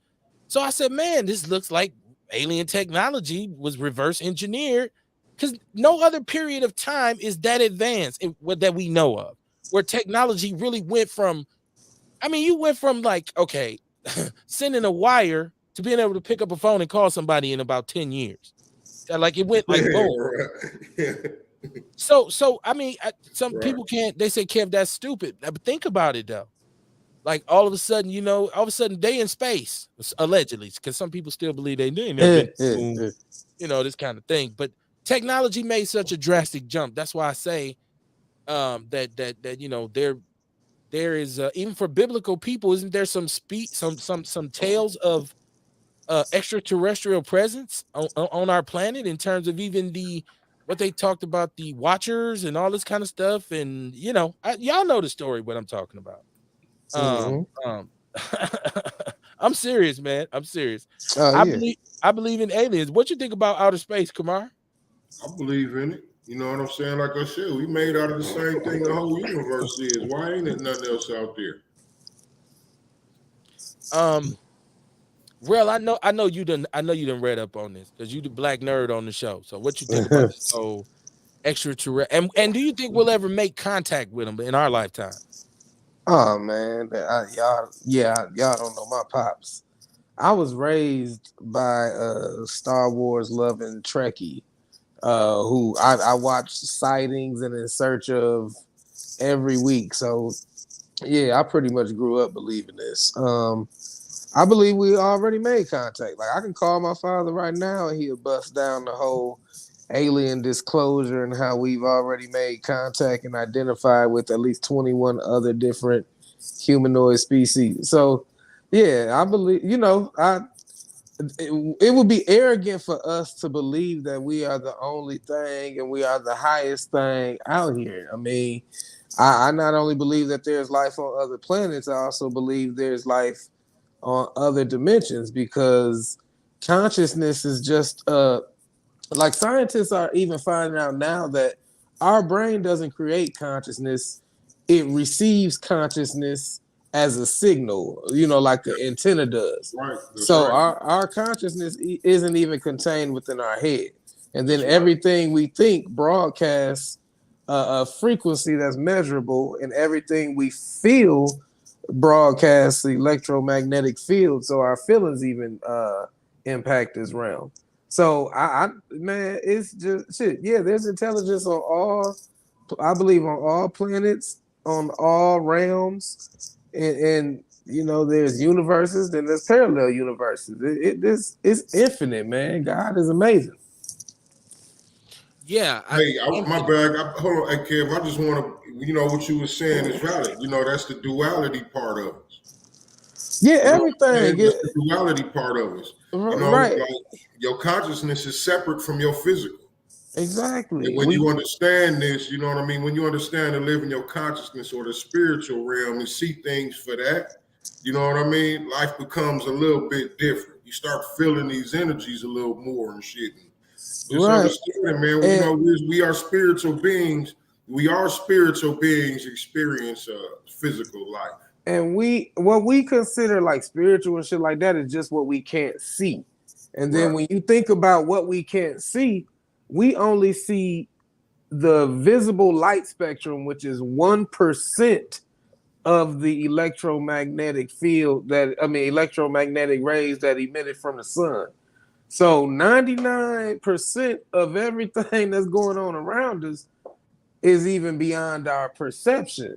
So like I said, it would be arrogant for us to feel that we know everything and that we the end all be all. I truly do believe that we're not only not alone as far as space, but have you ever heard the concept that our 3D body that we interact with each other with right now is just the shadow of our 5D body?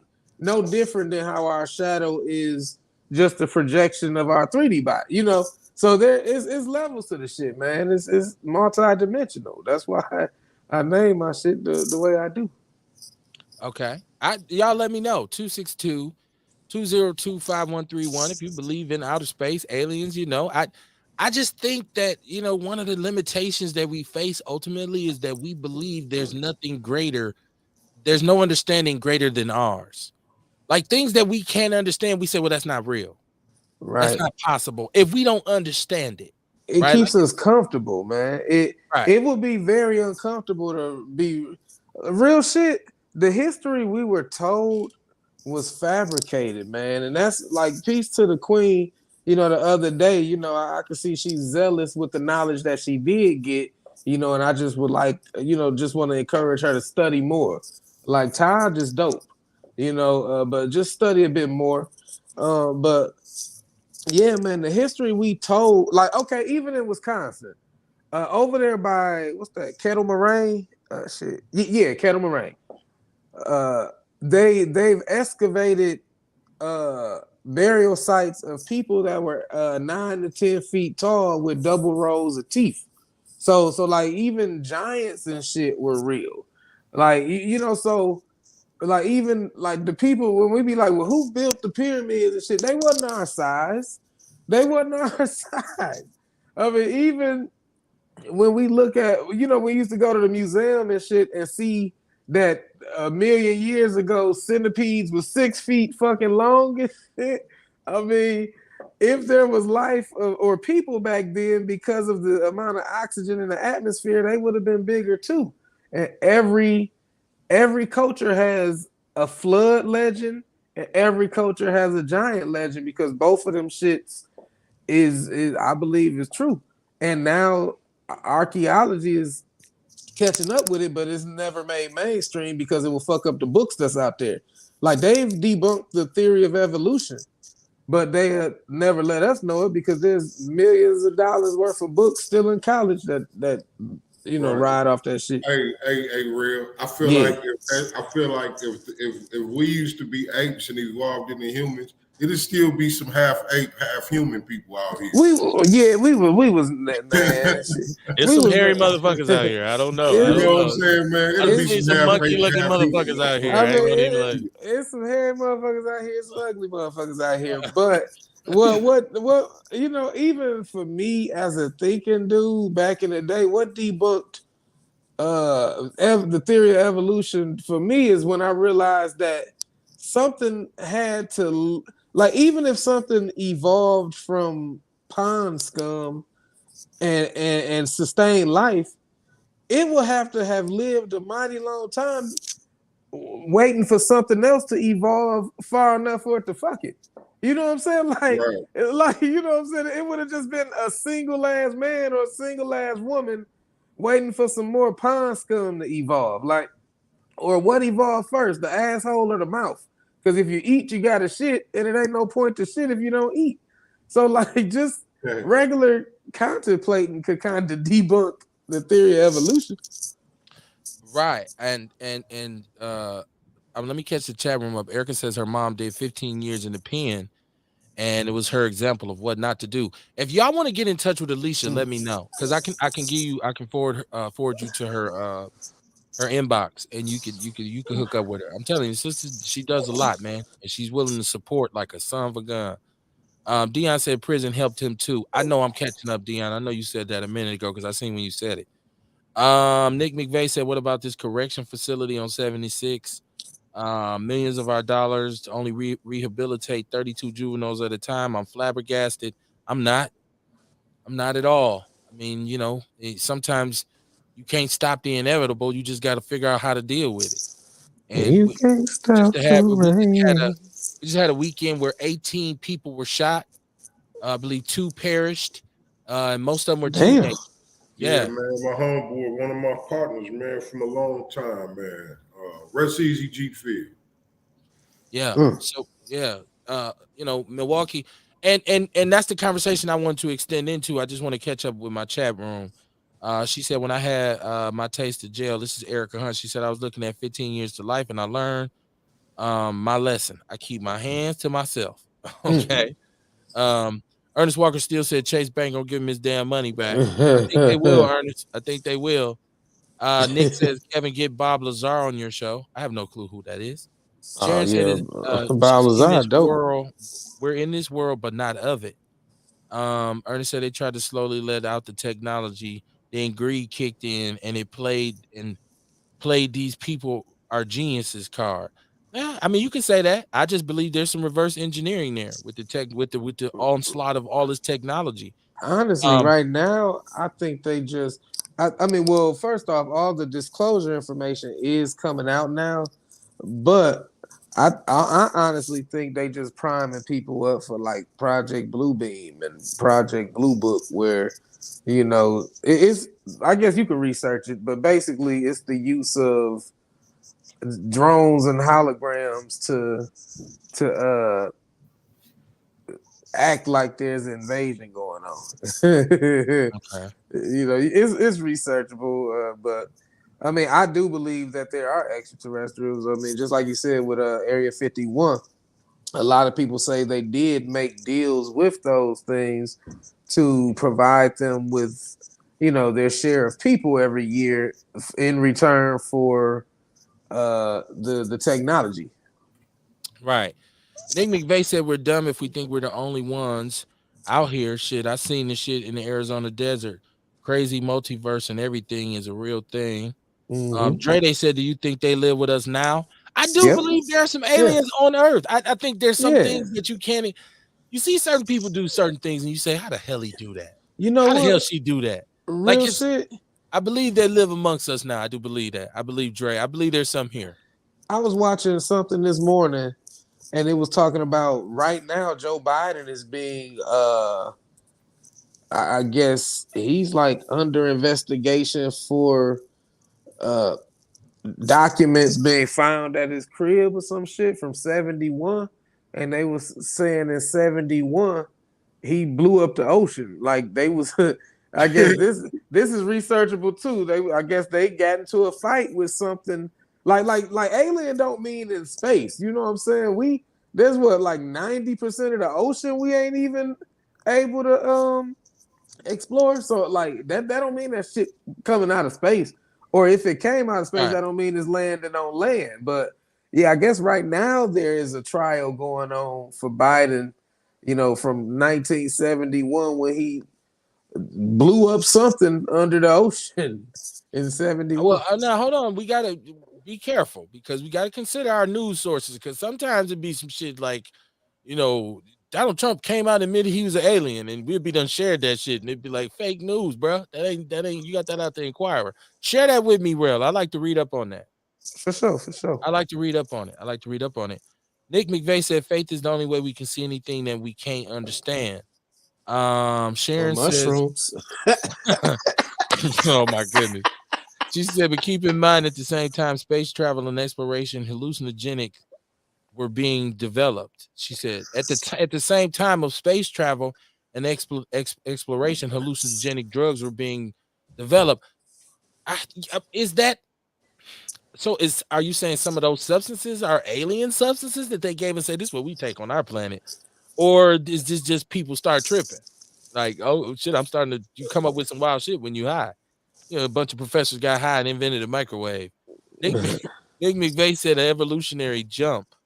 Dion said my nigga Cowboy was killed by these teenagers. Okay, yeah. So I wanted to get back to that. The U.S. Marshals are in town, and I've heard several people say that the U.S. Marshals are actually running the Milwaukee Police Department right now. You gotta understand, like Milwaukee police, you keep seeing all these incidents of them having all of a sudden they going crazy again. Domestic violence, going out assaulting people. There's this officer now who's up on charges that he did something to a kid, and it goes back to like, who the hell are you hiring? What's the process? How are you vetting your candidates? But at the same time, this violence in our community. I see the mayor says, well, major crimes are down, but homicide is trending in the wrong direction. I'm like, well, wait a minute. Let's think about that statement. Major crimes are down, but homicide is homicide not a major crime? I'm like, how the fuck you is big dummy?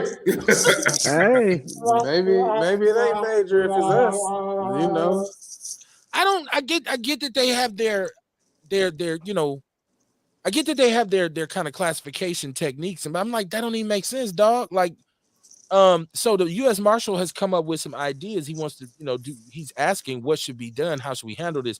I want to go over a couple of the things that he proposed. So I got to pull it up. Ewok says, spaceship type craft goes into the ocean as much as people see them in the air, called USOs. Well, I think Rail hit on an important point that the Earth is majority water, and I think they said that it's still, what is it? There's largely unexplored parts of the ocean that they can't even comprehend. You can't even get to. Right. Hey, Will, am I correct? You ever read something about where they say those people govern the waters? It's where you get the maritime law and all that shit. As far as like aliens, like or they say, white people, white supremacy. You know what I'm saying? How they really ain't supposed to be. Moore said they really ain't supposed to be governing this land. You know what I'm saying? And the only thing they really in charge of is the waters, but somehow they got in control. Well, there's the that goes into that's what the Queen was talking about the other day with Taj. There's the law of the land in which governs the natural man, and then there's maritime law that governs your straw man, or the motherfucking, when we see our name in all capital letters. But maritime don't that have something to do with the waters, with the ocean? Oh yeah. That's maritime law is water law because back in the days of pirates and shit like that. Yeah, that's what I'm saying, and that's what they originally was governing. Well, yeah. Well, you see it in court when you go into court. And you cross those gates, now you're in their jurisdiction. Right. And they also use those birthing words, like when the ship birth, With Yeah, all that, the same words that they use the same terms in the court system. you got to give a ship's manifest, like they say, a birth certificate and shit like that. So when you sign a birth certificate, you basically signed your child straw man over to the state, Right. and the state. That's why they can come take your kids, and you be like, no, they can't take my motherfucking kids. Shit. Really, you signed your children You over to the gave 'em state away. when you signed the birth certificate and gave them a social security number to enter this system. But then also when you're married and you sign a marriage certificate, you sign any product of your marriage over to Right. the state as well. So yeah, it's dark witchcraft, but it's legalese type shit that they keep us ignorant to, and we really don't know our rights. And it comes back to, not stating us being from a nation to where we can enjoy the treaties, and by us calling ourselves white or black, which has no legal representation or any rights within the law.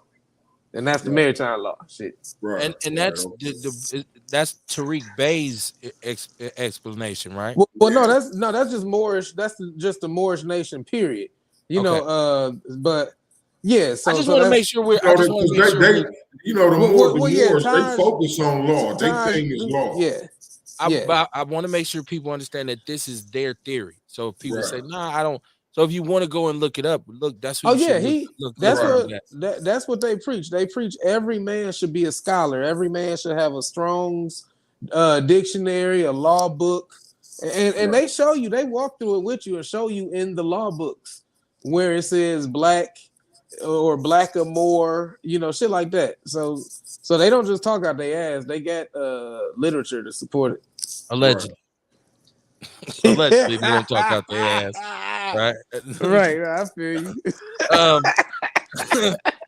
No, this is the U.S. Marshals plan. One of the plans he said some of the roundtable ideas that they had, because he's sitting down having a panel and they're on a tour. So he's talking with the mayor on how to reduce crime in Milwaukee. He said one of the ideas included a problem where people with open warrants can safely surrender in a designated location. Another idea is for U.S. Marshals to be more visible to the public. All right. He said he'd like that engagement where we know that the police is friends and not enemies, because some children really view them as enemies.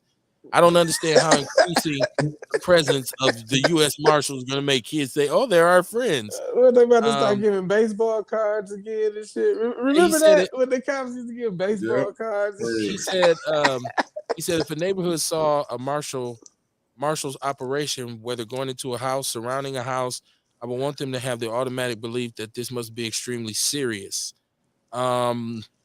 Let me see. In 2022, the U.S. Marshal Service arrested more than 75,000 fugitives.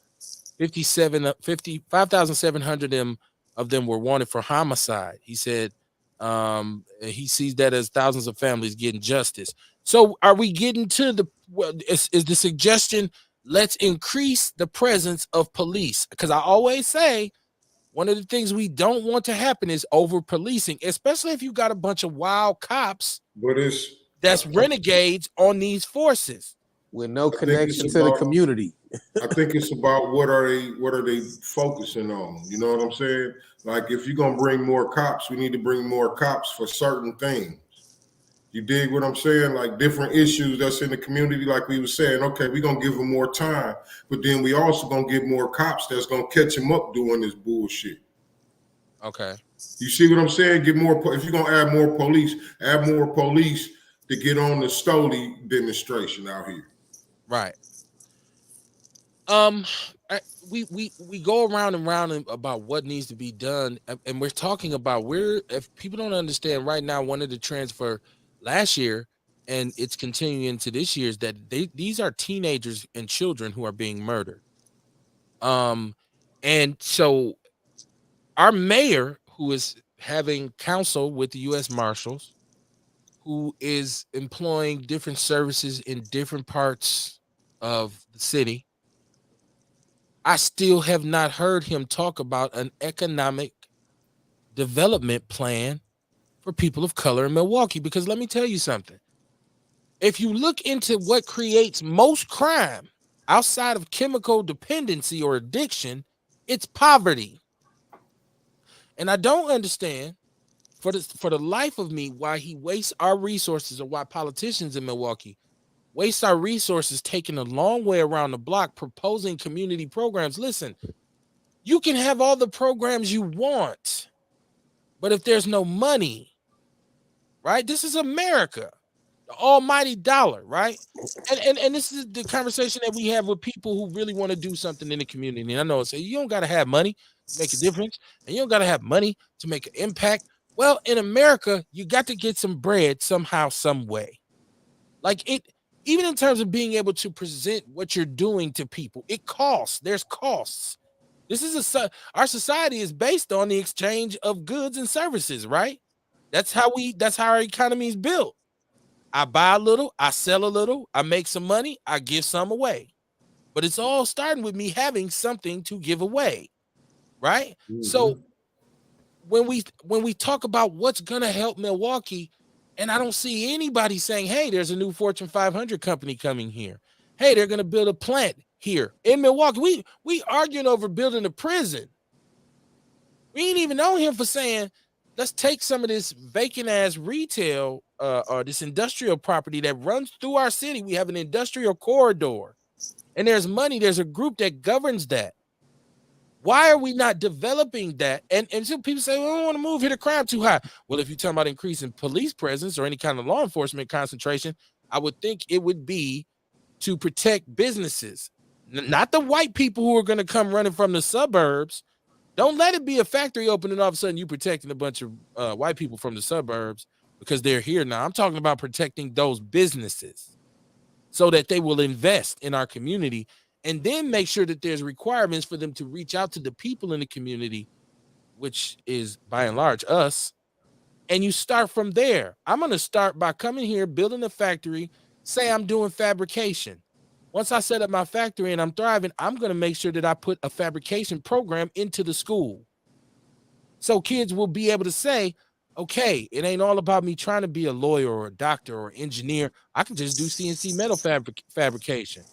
Infrastructure is where the money is in this country in terms of how we can make a lot of money rebuilding these bridges. Look at our streets.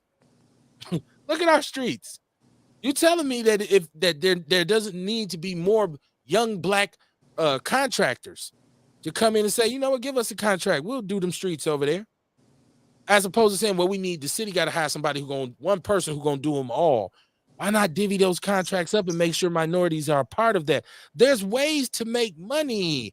We just alluded to the fact that coming out of the pandemic, one of the revolutions is an economic revolution where people figured out how to go and get it out the mud. Man, shit, I lost my job during the pandemic.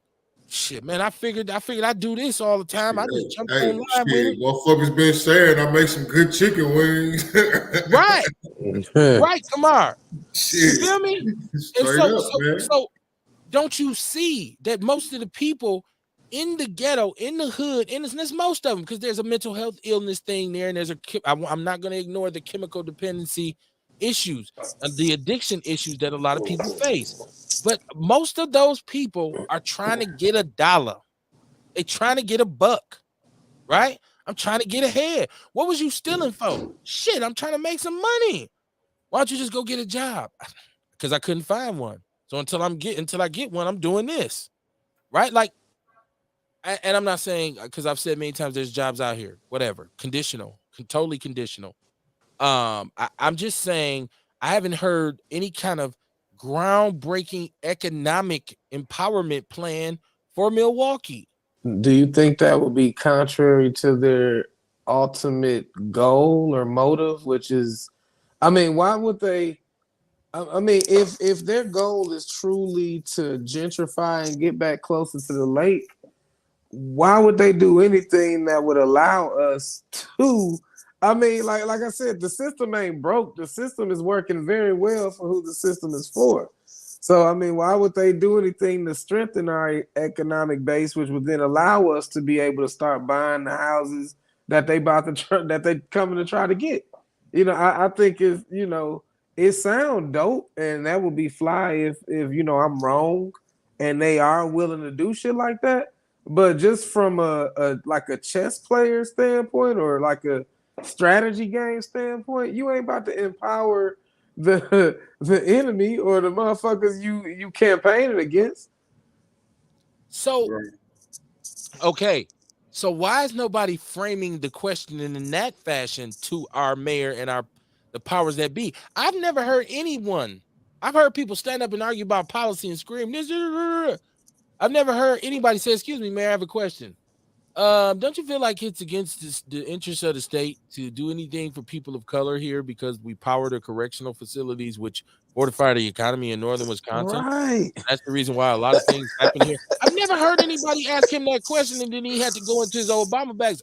Well, there are some things here, and we're trying to help people. And I mean, I think that question would throw a monkey wrench in any press conference.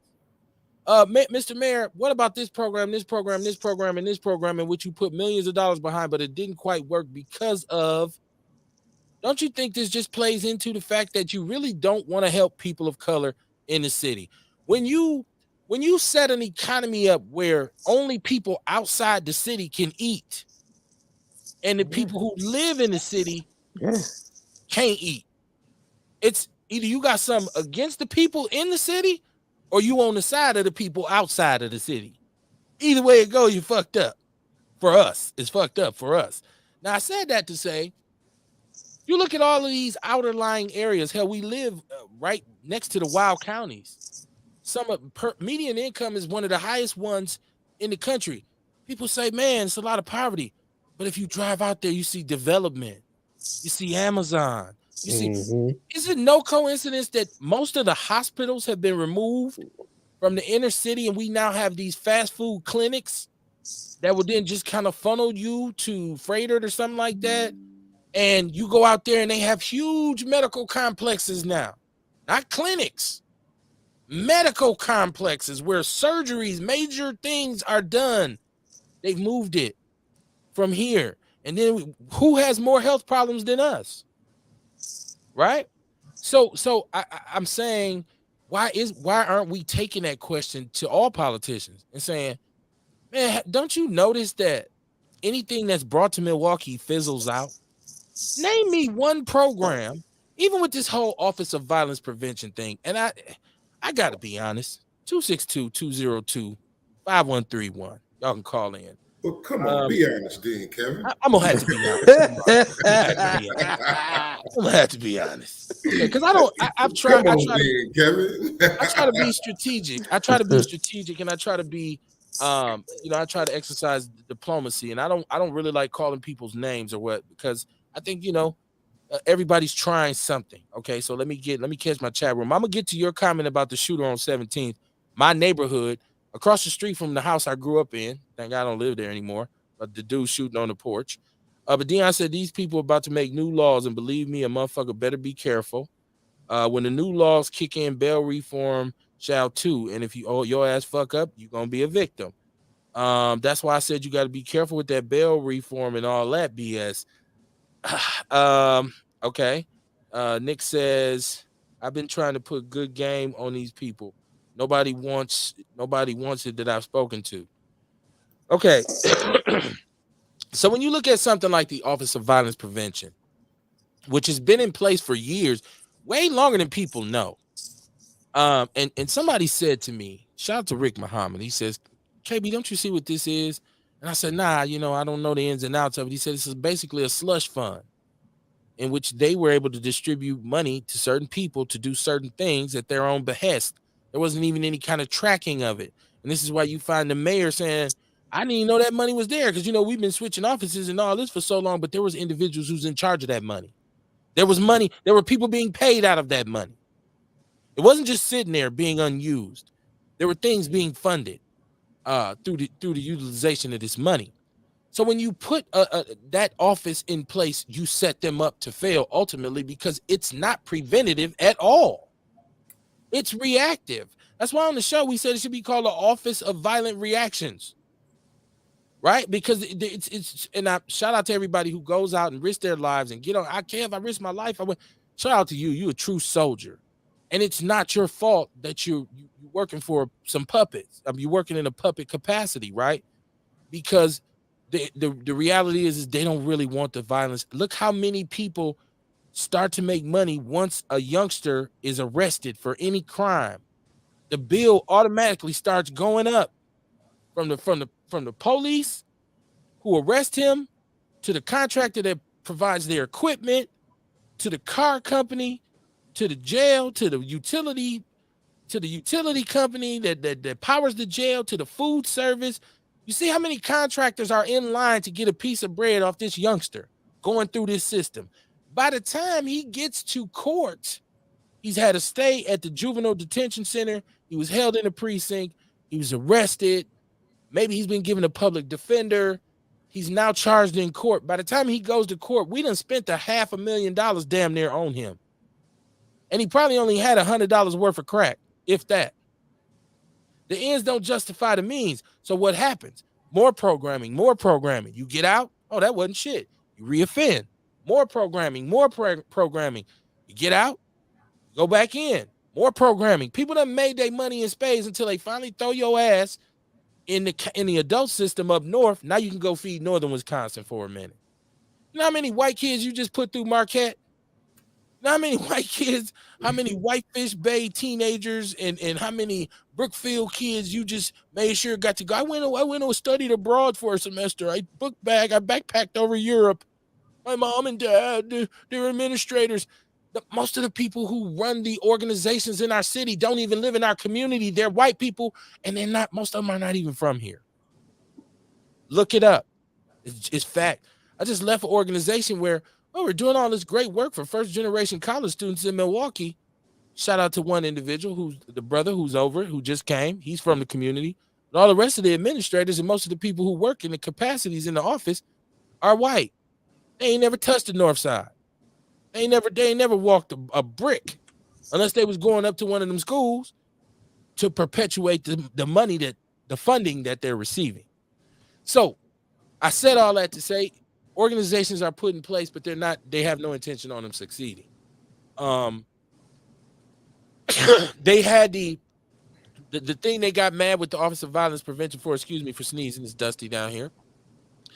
They wanted tangible data, and they didn't have it. You know why they didn't have it? Because they had never been required to have it. Because there was no real intent there. So they say, oh, you fired.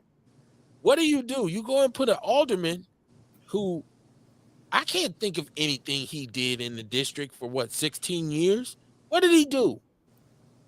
What did he do in the first district that would justify, let's put him over the Office of Violence Prevention? Nothing. Therefore, it's a joke. Not the people that work there, but the execution of it. You notice most of Kamar, you remember years back when we invited Reggie Moore and he brought all these people. We filled the screen up. It looked like the Brady Bunch was coming on. Yeah. And most of those people are gone. They headed for the hills. Where they at? They didn't stick around to make sure the vision of it came to fruition or any of that. Why would 5 aldermen bail? Well, we know one of them got removed. She went to jail. But when you see them leaving like that, then that should let you know the gig is up. The jig is up. Let's get out of here before they really see what after they voted for themselves to receive a raise, okay, which they got, and then they was out.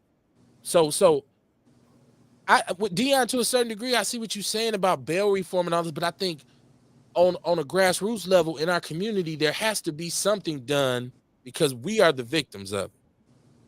Innocent people. I just seen a story about a brother who was on a date. He's a father of 3. He was on a date, first date with a young lady. One of these kids in a stolen car smash into him, kill him. Smash into his girl's car and kills him. These stories go on and on and on. Even justice for Denari, even when we have the Peer family on here, and you see that because the bail situation wasn't what it should be, that this young man was able to behave in a fashion that cost their son his life. So I hear what you're saying, but I think there has to be some punishment for people in the community who just are habitual line steppers.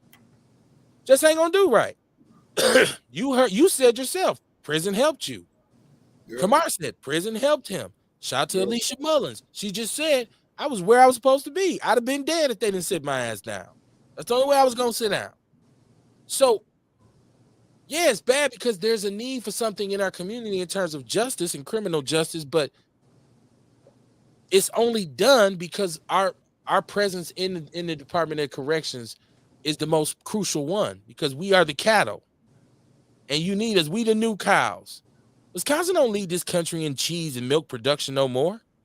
We lead in incarceration for black males. That's what we lead in. We're the new cows. Matter of fact, that's what we're gonna name a show, the new cows.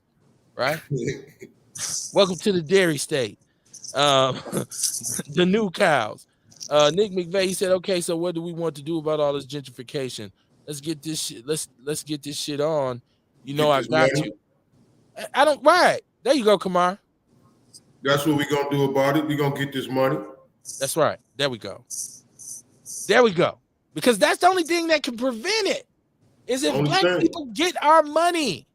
So you And can't quit tell spending me. it. You can't tell Get me, this Mayor money Johnson. and quit spending it. You can't tell me, Mayor Johnson, you're not coming. I keep hearing it sounds like you want to be punitive. It's okay to have the punitive part, but if you don't have the progressive part, we can say, yeah, lock their ass up. But then if we're not providing options for these people, then it's ass backwards hustling. We should be providing both. There should be a balance. Let me see. I'm gonna tell you about gentrification too in a second. Let me read Mama Jenkins' comment.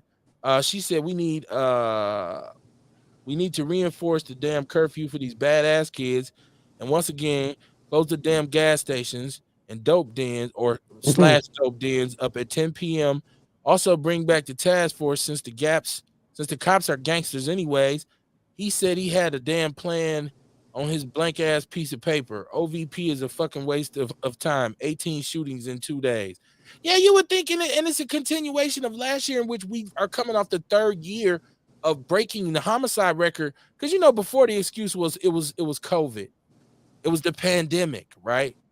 And so people say, it was a pandemic. Well, how many years are we? Because we putting some space between us and the pandemic, but the quarantine part of it. And I'm not saying COVID's not still out here, but how it was handled, I don't think we can still lean on that. So the fact that you got all these shootings and homicide is peaked, it would tell you that your Office of Violence Prevention is not working. So what innovation does Ashanti Hamilton bring to it that's going to say, oh, it's going to be okay now? Like, the whole hiring didn't even make sense, right? So that's why I say, real. I guess I'm long-winded in answering your question. Yeah, it's a conflict of interest for them to help us, and that's the problem. Nick McVeigh said, Kevin, you can look at all the city budget and 400 pages plus of accounts and where are they transferred to. It goes back and forth until it gets into lost in translation. I, among others, see this. The powers that be don't want to investigate, even though we show them raw ass shit, I think he said. Melody Williams, my sister, she said the programs are not designed to help our youth. It traumatizes them more. Okay. Which programs are we talking about specifically? Nick McVeigh said Ashanti terrible. He lucked out and ran the last time. I met him at a bid meeting and won the last time, he said. Dion says, Kev, that was my man Cowboy that happened to. Okay. Rest in peace, man. Condolences for your homie. It's a tragic story, Dion. And that's what I'm saying. Now, that youngster who did that, should he be let out on the low bail?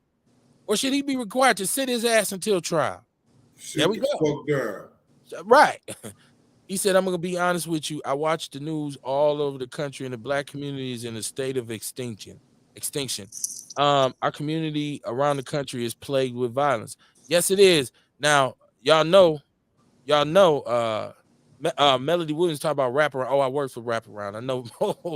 I always said the ladies who are running wraparound are the old 70s welfare social workers who would come in your house and tell you your man can't live with you. At least when I worked for him, that's who was running it. Bunch of old white women. But Dion, shout out to your homie, man. I got a caller. Let me see if I can bring my caller in. Hey, what's up, Kevin? What's going on, man? Nick McVeigh, what's popping with you? Oh shit! Hey, I wanted to touch on Ashanti Hamilton or whatever, right? So yeah, the Office of Violence Prevention or whatever, right?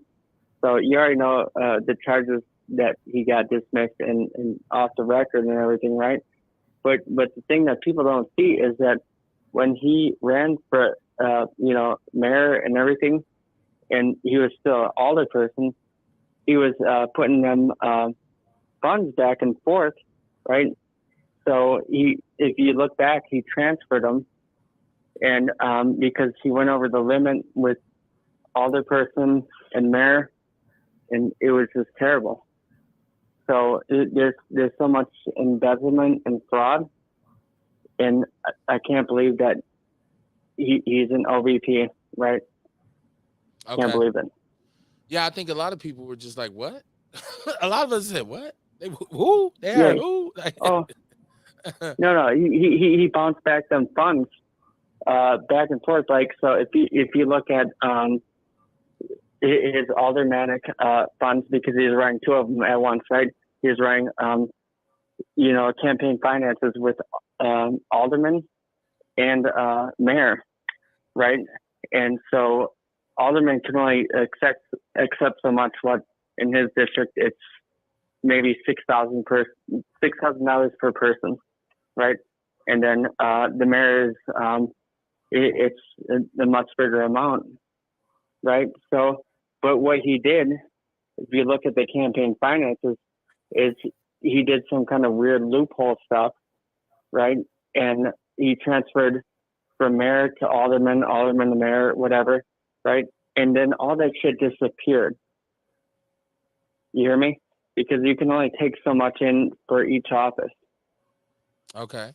So I would have to see the specifics. What I really don't like to do is accuse somebody, especially some mismanagement or mishandling or misappropriation of money without some real concrete evidence. You got to be careful about that. I'm not saying you ain't factual. I just like to take a look at it before I because I don't know enough about it to really make a comment on it. Yeah, no, and I got you.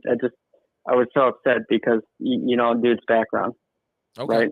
Right. How are you gonna be in the Office of Violence Prevention, like heading it up when you beat your motherfucking kids, right, with the coat hanger, broke the coat hanger, right, and then it's all corrupt and they got that shit off the record. Yeah, I don't know. A lot of people. We've talked about him.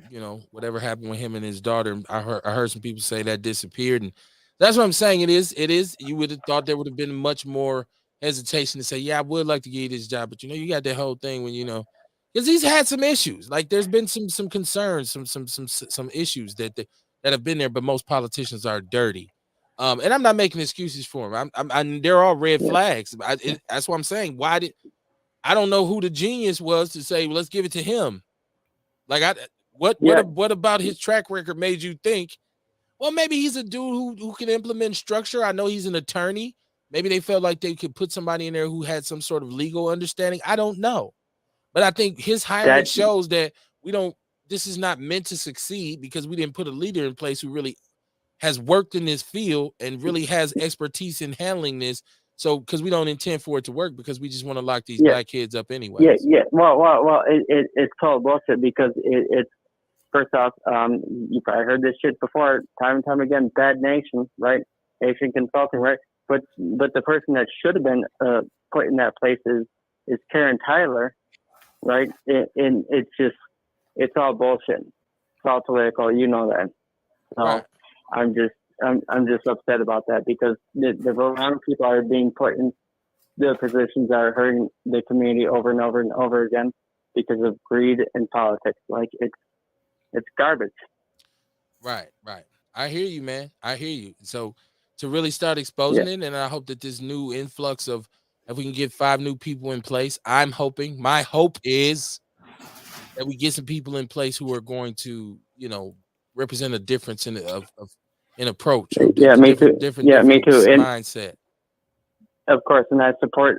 You already know I support some of these people, and I'm going to support them 100 times fold, right? And you know why I do, right? Right. They're going to be good when they get in. We'll see, because we're going to call their ass out too. Peace. Yes, sir. Peace out, Nick. Nick wants to get some of your books. He want to get so y'all can hook up. Nick, just inbox him. Just inbox. Okay, yeah, for sure. Just inbox me. Yeah. Hit me with his RELLYJAI. info and shit. Yeah. Because hey, look at because I'm thinking about writing a whole book about everything that's going on right now too, and I would definitely appreciate his insight. Yeah, do it. All right. All right. Man, All right. Well, keep it easy. Yes, sir. You Yes, too. sir. Man, I recommend everybody write their book, like, cause everybody got a story. You never know who it's gonna touch. Just me being transparent. Like I tell people, it's transparency that allows transmutation, because some people don't have the courage to be vulnerable. So if you're courageous enough to show your vulnerability and how you overcome, you may inspire somebody else to be real, and even if they don't share their shit, they can at least observe themselves without the judgment they would have had if they thought they was the only one dealing with it alone. So yeah, everybody write their book. I mean, people be reaching out to me for help, and yeah, if you ever need help, I'm down with helping people. Be like a publishing coach or something like that. Shout out to Mama Jenkins. She said there was 5 of those little bastards in that car that hit Cowboy. All of them are fucking useless, and the low bail is definitely not for our race of people. Just read the damn bill. I got a copy today, and we'll get back to y'all on Monday with my opinion. All right, Mama Jenkins. All right, and we know that legislation that's in play right now is. I'm glad that it will. Hopefully, it will give judges I think it will put more responsibility on them to set these bails. But and I know it's not written specifically for us, and I know it's not implemented necessarily the way it should be. But every little Bobby Brown, every little step you take, I don't know. It's hard to be optimistic when you live in a situation where you are aware of the conflict of interest. That kind of fucks everything up, real. Like even when we start talking about solution based, we start to say, but are they because there's nothing new under the sun.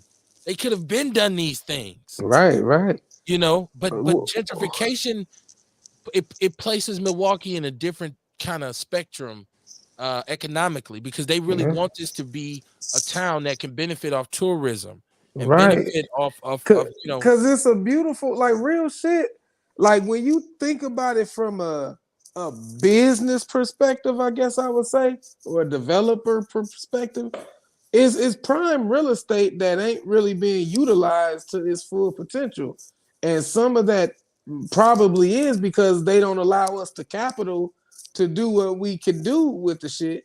But like, just from a business perspective, it made me think of, like I said before, the Boondock episode with the Luther, when they were selling the burger on the donuts and shit, right? And how they put that restaurant there to A, get money, but B, to cause a crime epidemic in order to buy the burger, that it brought the property value down. And by the end of that episode, you seen the Onceler development sign saying "coming soon" type shit. Right. So it's like you just see the whole move. You know what I'm saying? You see it all play. Yes, sir. I want to close out tonight with a story that we referenced the other night. Shout out to Big Mike Kimmett, because we were talking about critical race theory and what's going on down in Florida. And I put this story also on the People's News Network. DeSantis, the governor of Florida, right, spoke. And once again, Mike put this follow up in there, and I shared it. I read it. I listened to it. DeSantis is saying the reason why he chose to say or ban that Black History program in Florida, because part of the thing that's in there that they're teaching is gay rights and acceptance of different homosexual LGBTQ kind of things. They don't slide it in there. There's wording in there that specifically, there's lessons. He picked out a lesson that would teach kids about homosexuality and this kind of thing. And so more often than not, what we've seen is that people on the other side have tried to slide their agenda into Always. the struggle for our rights. And one of the issues that I had with Black Lives Matter, in terms of not just the slogan or not that the sense that it actually makes, that absolutely Black Lives Matter, that's a no-brainer, but the attempt to mesh the LGBTQ agenda with ours and try to make it one, and it's not. And it bothers me to hear even homosexual people say, well, you all should understand because no. It's not the same thing. It should not be considered the same thing. If you gay, I think you say, he don't know what he talking about. He don't know what I go through. Let me tell you something. When we start talking about choices, right? We start talking about, and I can hear gay people saying I didn't have a choice. I was born gay, whatever, what have you. This blackness, this melanin thing is way deeper than being gay. It's on a whole other level. Some people would even say it's divine. Some people, because I don't look at it as a curse. Oh, no, right? it's not a curse. I've at never all. felt that my black skin was a liability. I've always felt that it was a benefit because I've always enjoyed being a person of color. So when you try to mesh us with a sexual orientation, because to me, that's what homosexuality is. It's a sexual orientation. It's a sexual preference. Okay? I just don't like women. So I sleep with men. So your sexual preference is men. You might be a homosexual, but you got kids by a woman. You stuck with women long enough to have kids, and then you decided, well, I'd rather screw a man, right? The funny part of it is that if you're a gay man, you say, well, I don't like women, but you go get another man who acts feminine. The same thing with lesbianism is that women say, well, I don't like men, but you go and get a woman who looks like a man. This is not a homophobic rant. Believe me, it's not. It's me being aware of how you have bastardized our struggle for liberation and empowerment in this country with this LGBTQ shit. And it's way more powerful than people know. Financially, they're very strong. You can't turn on the TV now without seeing something gay. And I say, well, black people died in mass. Black people were stripped of their culture. They were stripped of any kind of justice. They were placed in the most adverse situations that you possibly can be placed in. And there's been an attempt to eliminate us. This is why we've earned our rights. What have gay people done to earn their rights besides be gay? So you deserve the same level of justice, or you need to be moved up further in the line than I do because you prefer to have sex with men, or you're a woman who prefers to have sex with women. People say, Kev, being gay is not that shallow. I wouldn't know. I'm not gay. I'm just saying, if we've been crusading for 500 years to get our just due, right? And you just became, this LGBTQ just became empowered. I know there's always been gay people, but you just became empowered in the last 20, 30 years to the level that you are now. I said once they passed gay marriage, the whole world changed. Morally, this world changed after gay marriage was passed. Everything went out the window. I mean, you see people right now talking about, they're trying to come up with a term to explain pedophilia, right? I'm age, what do they call it? I'm age something. People dress up like babies and say, this is how I like to do it.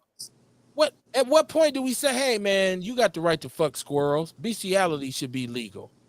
It's his choice whether he wants to fuck a rabbit or not. If It's coming. Rabbit, right. So I'm saying that has nothing to do. You can't It's come coming. to me and say, They're when I trying say to slide black power, children in there. when I say black power and I'm at a rally talking about, man, look at what the police have done to youngsters in our community. Look at what this system has done.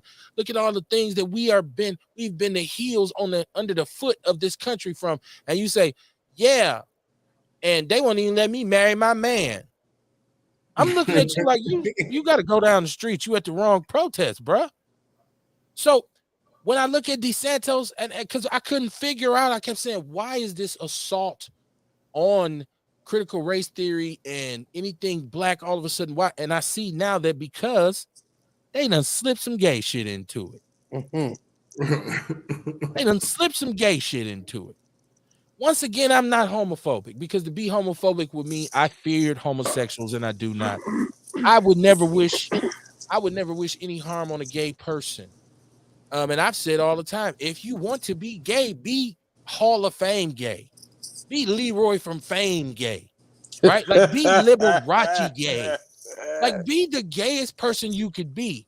Leroy. But recognize my right to be straight. Don't knock me down a peg as a black man and skip me in the line because you're gay, right? So that's my only issue with it. And if you're gay and you say, man, fuck him, I understand. I hope you mean figuratively, not literally, because that's not happening, right? But I'm just saying, every time, and we got to be careful about this. Everything we're doing, we got to be careful that somebody ain't trying to, no pun intended, backdoor our movement. But that's always right. That's always like even like the majority of the movements that, I mean, you know, I'm not Democrat or Republican or no shit like that. Not at all. But when it comes to certain shit, it's almost like the Democrats bank on our emotional or our inability to contain our emotions. You know, so like even with this, everybody was in an uproar because it's like, oh, they not trying to teach slavery. That's you know, they always bank on us to be stupid and emotional, not doing no research, just all gas, no thought. No, it's for the black shit, but they always do, like even the Black Lives Matter shit. Every movement that I done seen with my own two physical eyes have always had a underlying of us playing ourselves out of our ignorance and into our emotions all the time. So but I think it was Dr. Umar or somebody said that, where whenever they categorize us as a minority, minorities are also that community. Minorities are also white women. So like even in the eyes of the government, like with government contracts and grants and shit like that, a lot of these minority grants are going to white women who are the wives of the white man business contractor who can benefit off these grants and shit. So they always find a way to group us in and play us out type shit. Yeah, and they're always going to try to sneak. It's just like I say.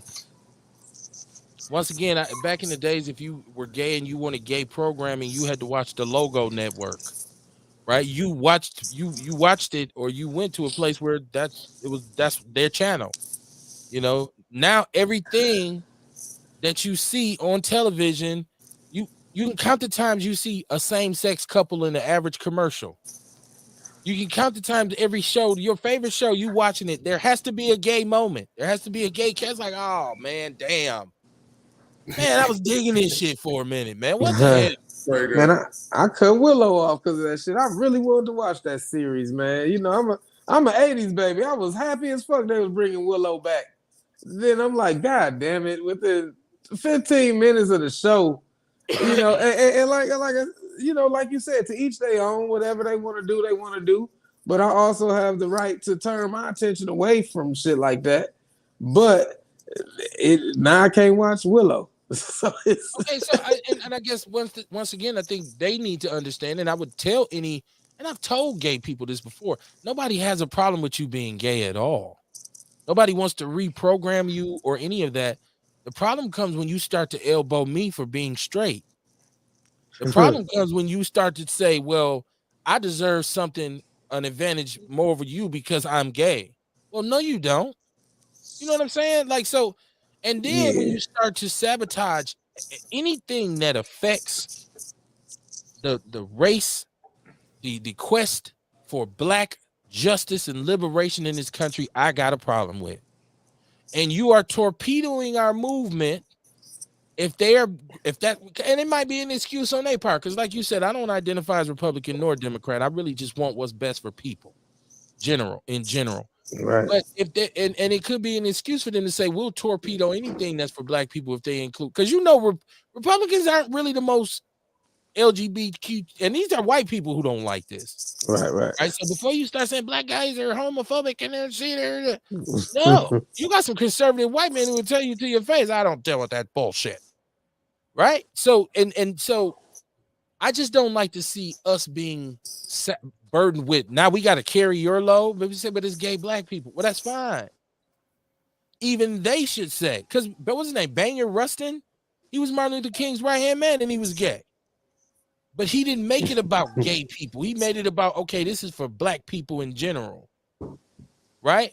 So when you separate that and create this entity and then you automatically hook it to us, it's too much weight. We don't need to be carrying nobody else's weight. We got enough on our backs.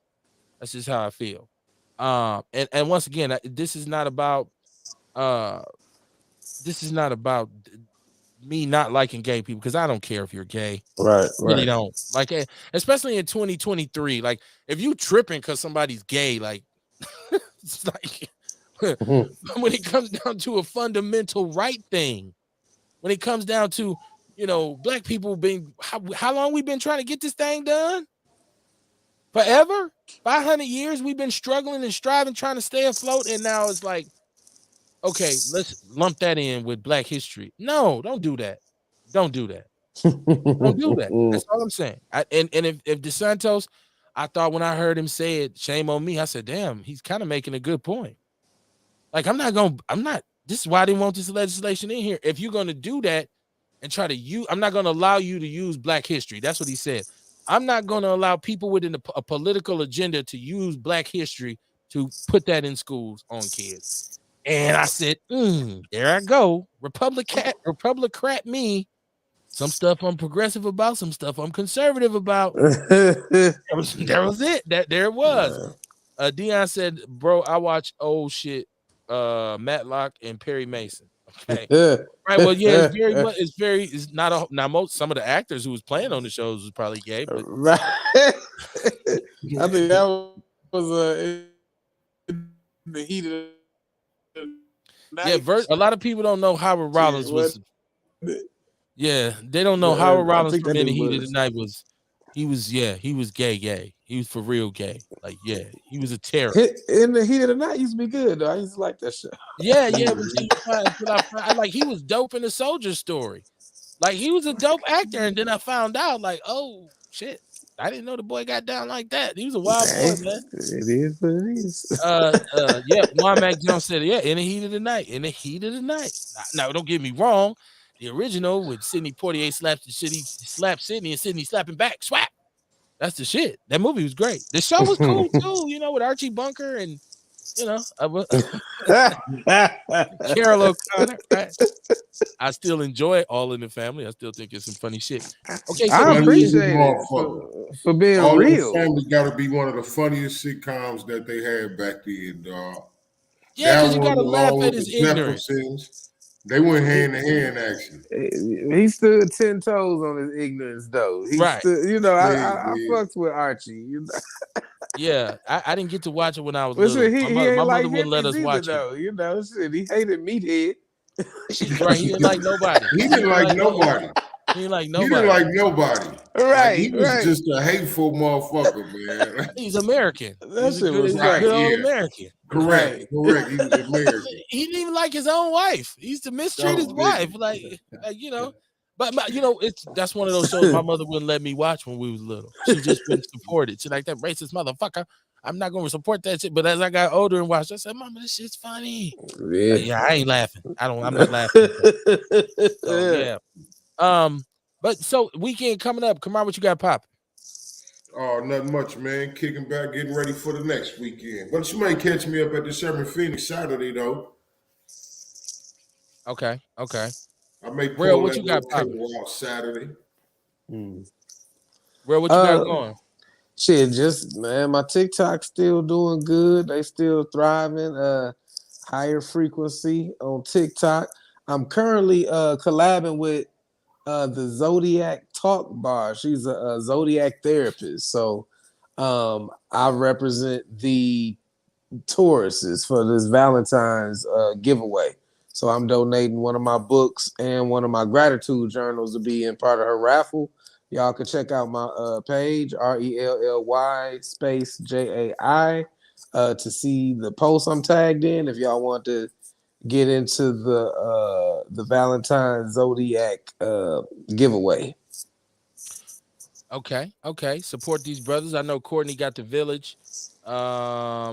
She's working on her nonprofit, and we've been sharing that. I've been sharing it. I see the fellas been sharing it. Support the Juice Lady, man, and what she's trying to do. And I wish she was here tonight to meet Alicia, because it sounds like what they're Yeah, both that would have been focused dope. on is creating some safe spaces. If you want to get with Alicia Mullins, let me know. Purpose to prosperity. Very deep sister, very crazy story, very deep story. And she's got an event coming up. I'm gonna share that in the People's News Network. But we got a grassroots is where it's at, man, because we see right now that we can't really trust them on a large scale to do anything that they should be doing. Yasha said, I loved All in the Family, especially when George stayed next to him. Too funny. Yeah, I mean, you can go back now. Norman Lear, it was something there. He just one of them dudes with a pen. But like I said, man, the show is in my aliens. I do believe in outer space, but I think we just comes down to us challenging ourselves, right?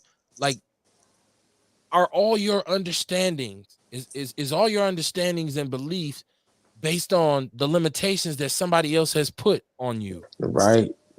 Like, part of the reason that a lot of us can't get over the hump as people of color is that we stop allowing ourselves to believe in something greater than us. We become trapped and subjugated by a state of mind.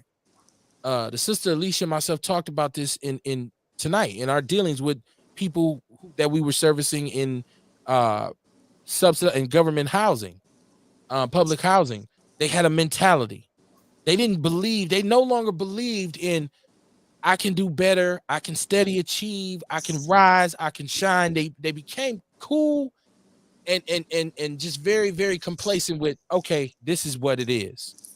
This is what it is. So I'm just going to exist within this little space. And I think it doesn't have to be space. It doesn't have to be, it could be something like spirituality. If you start to process and say, let me think about what this really means. If you start to think about what motivates me, like people say, man, I got so many issues, I can never overcome them, because you believe that you're limited, right? You believe that your understanding only goes so far, that you're a victim of your own ignorance. And in a lot of ways you are, but what you don't understand is that there's a way for you to overcome that. Even when they said a mind is a terrible thing to waste, they were not lying, right? When my grandmother said an idle mind is the devil's workshop, she was not lying, right? Most of what we encounter and what we deal with in this life is mental. It's mental. If you can figure out a way to remove barriers in your own mind, if you start saying, I'm not going to let people define me, it all comes down to one of my favorite sayings, in which I always say, I may have done the things that they said I did, but I'm not who they say I am, right? And that's the way we got to approach it. And if you run across somebody whose criticism of you outweighs their contribution to your situation, then they ass is a coon too. I will see y'all Monday night, man. Peace and love. Hit me up for the apparel. I got orders. We manufacturing. I'm gonna be delivering, so people don't be surprised when you start seeing this pop up and you start seeing people on Facebook like I got my Outlaw stuff. It's coming down, man. Hit me up, inbox me sizes. We'll talk. I want to get everybody, as many people as I can, fit it to when we move. And Kamar sent you the logo for the stitching, so just know that. Okay. I was just talking to him yesterday at the Fringe. Seeing Okay. him up here. Okay. So like I said, man, y'all be good, man. Be safe. You got the weekend coming up, man. Duck. Keep your head on the swivel, man. And don't forget to pray or meditate, as Kamar would say. Peace and love, man. Peace.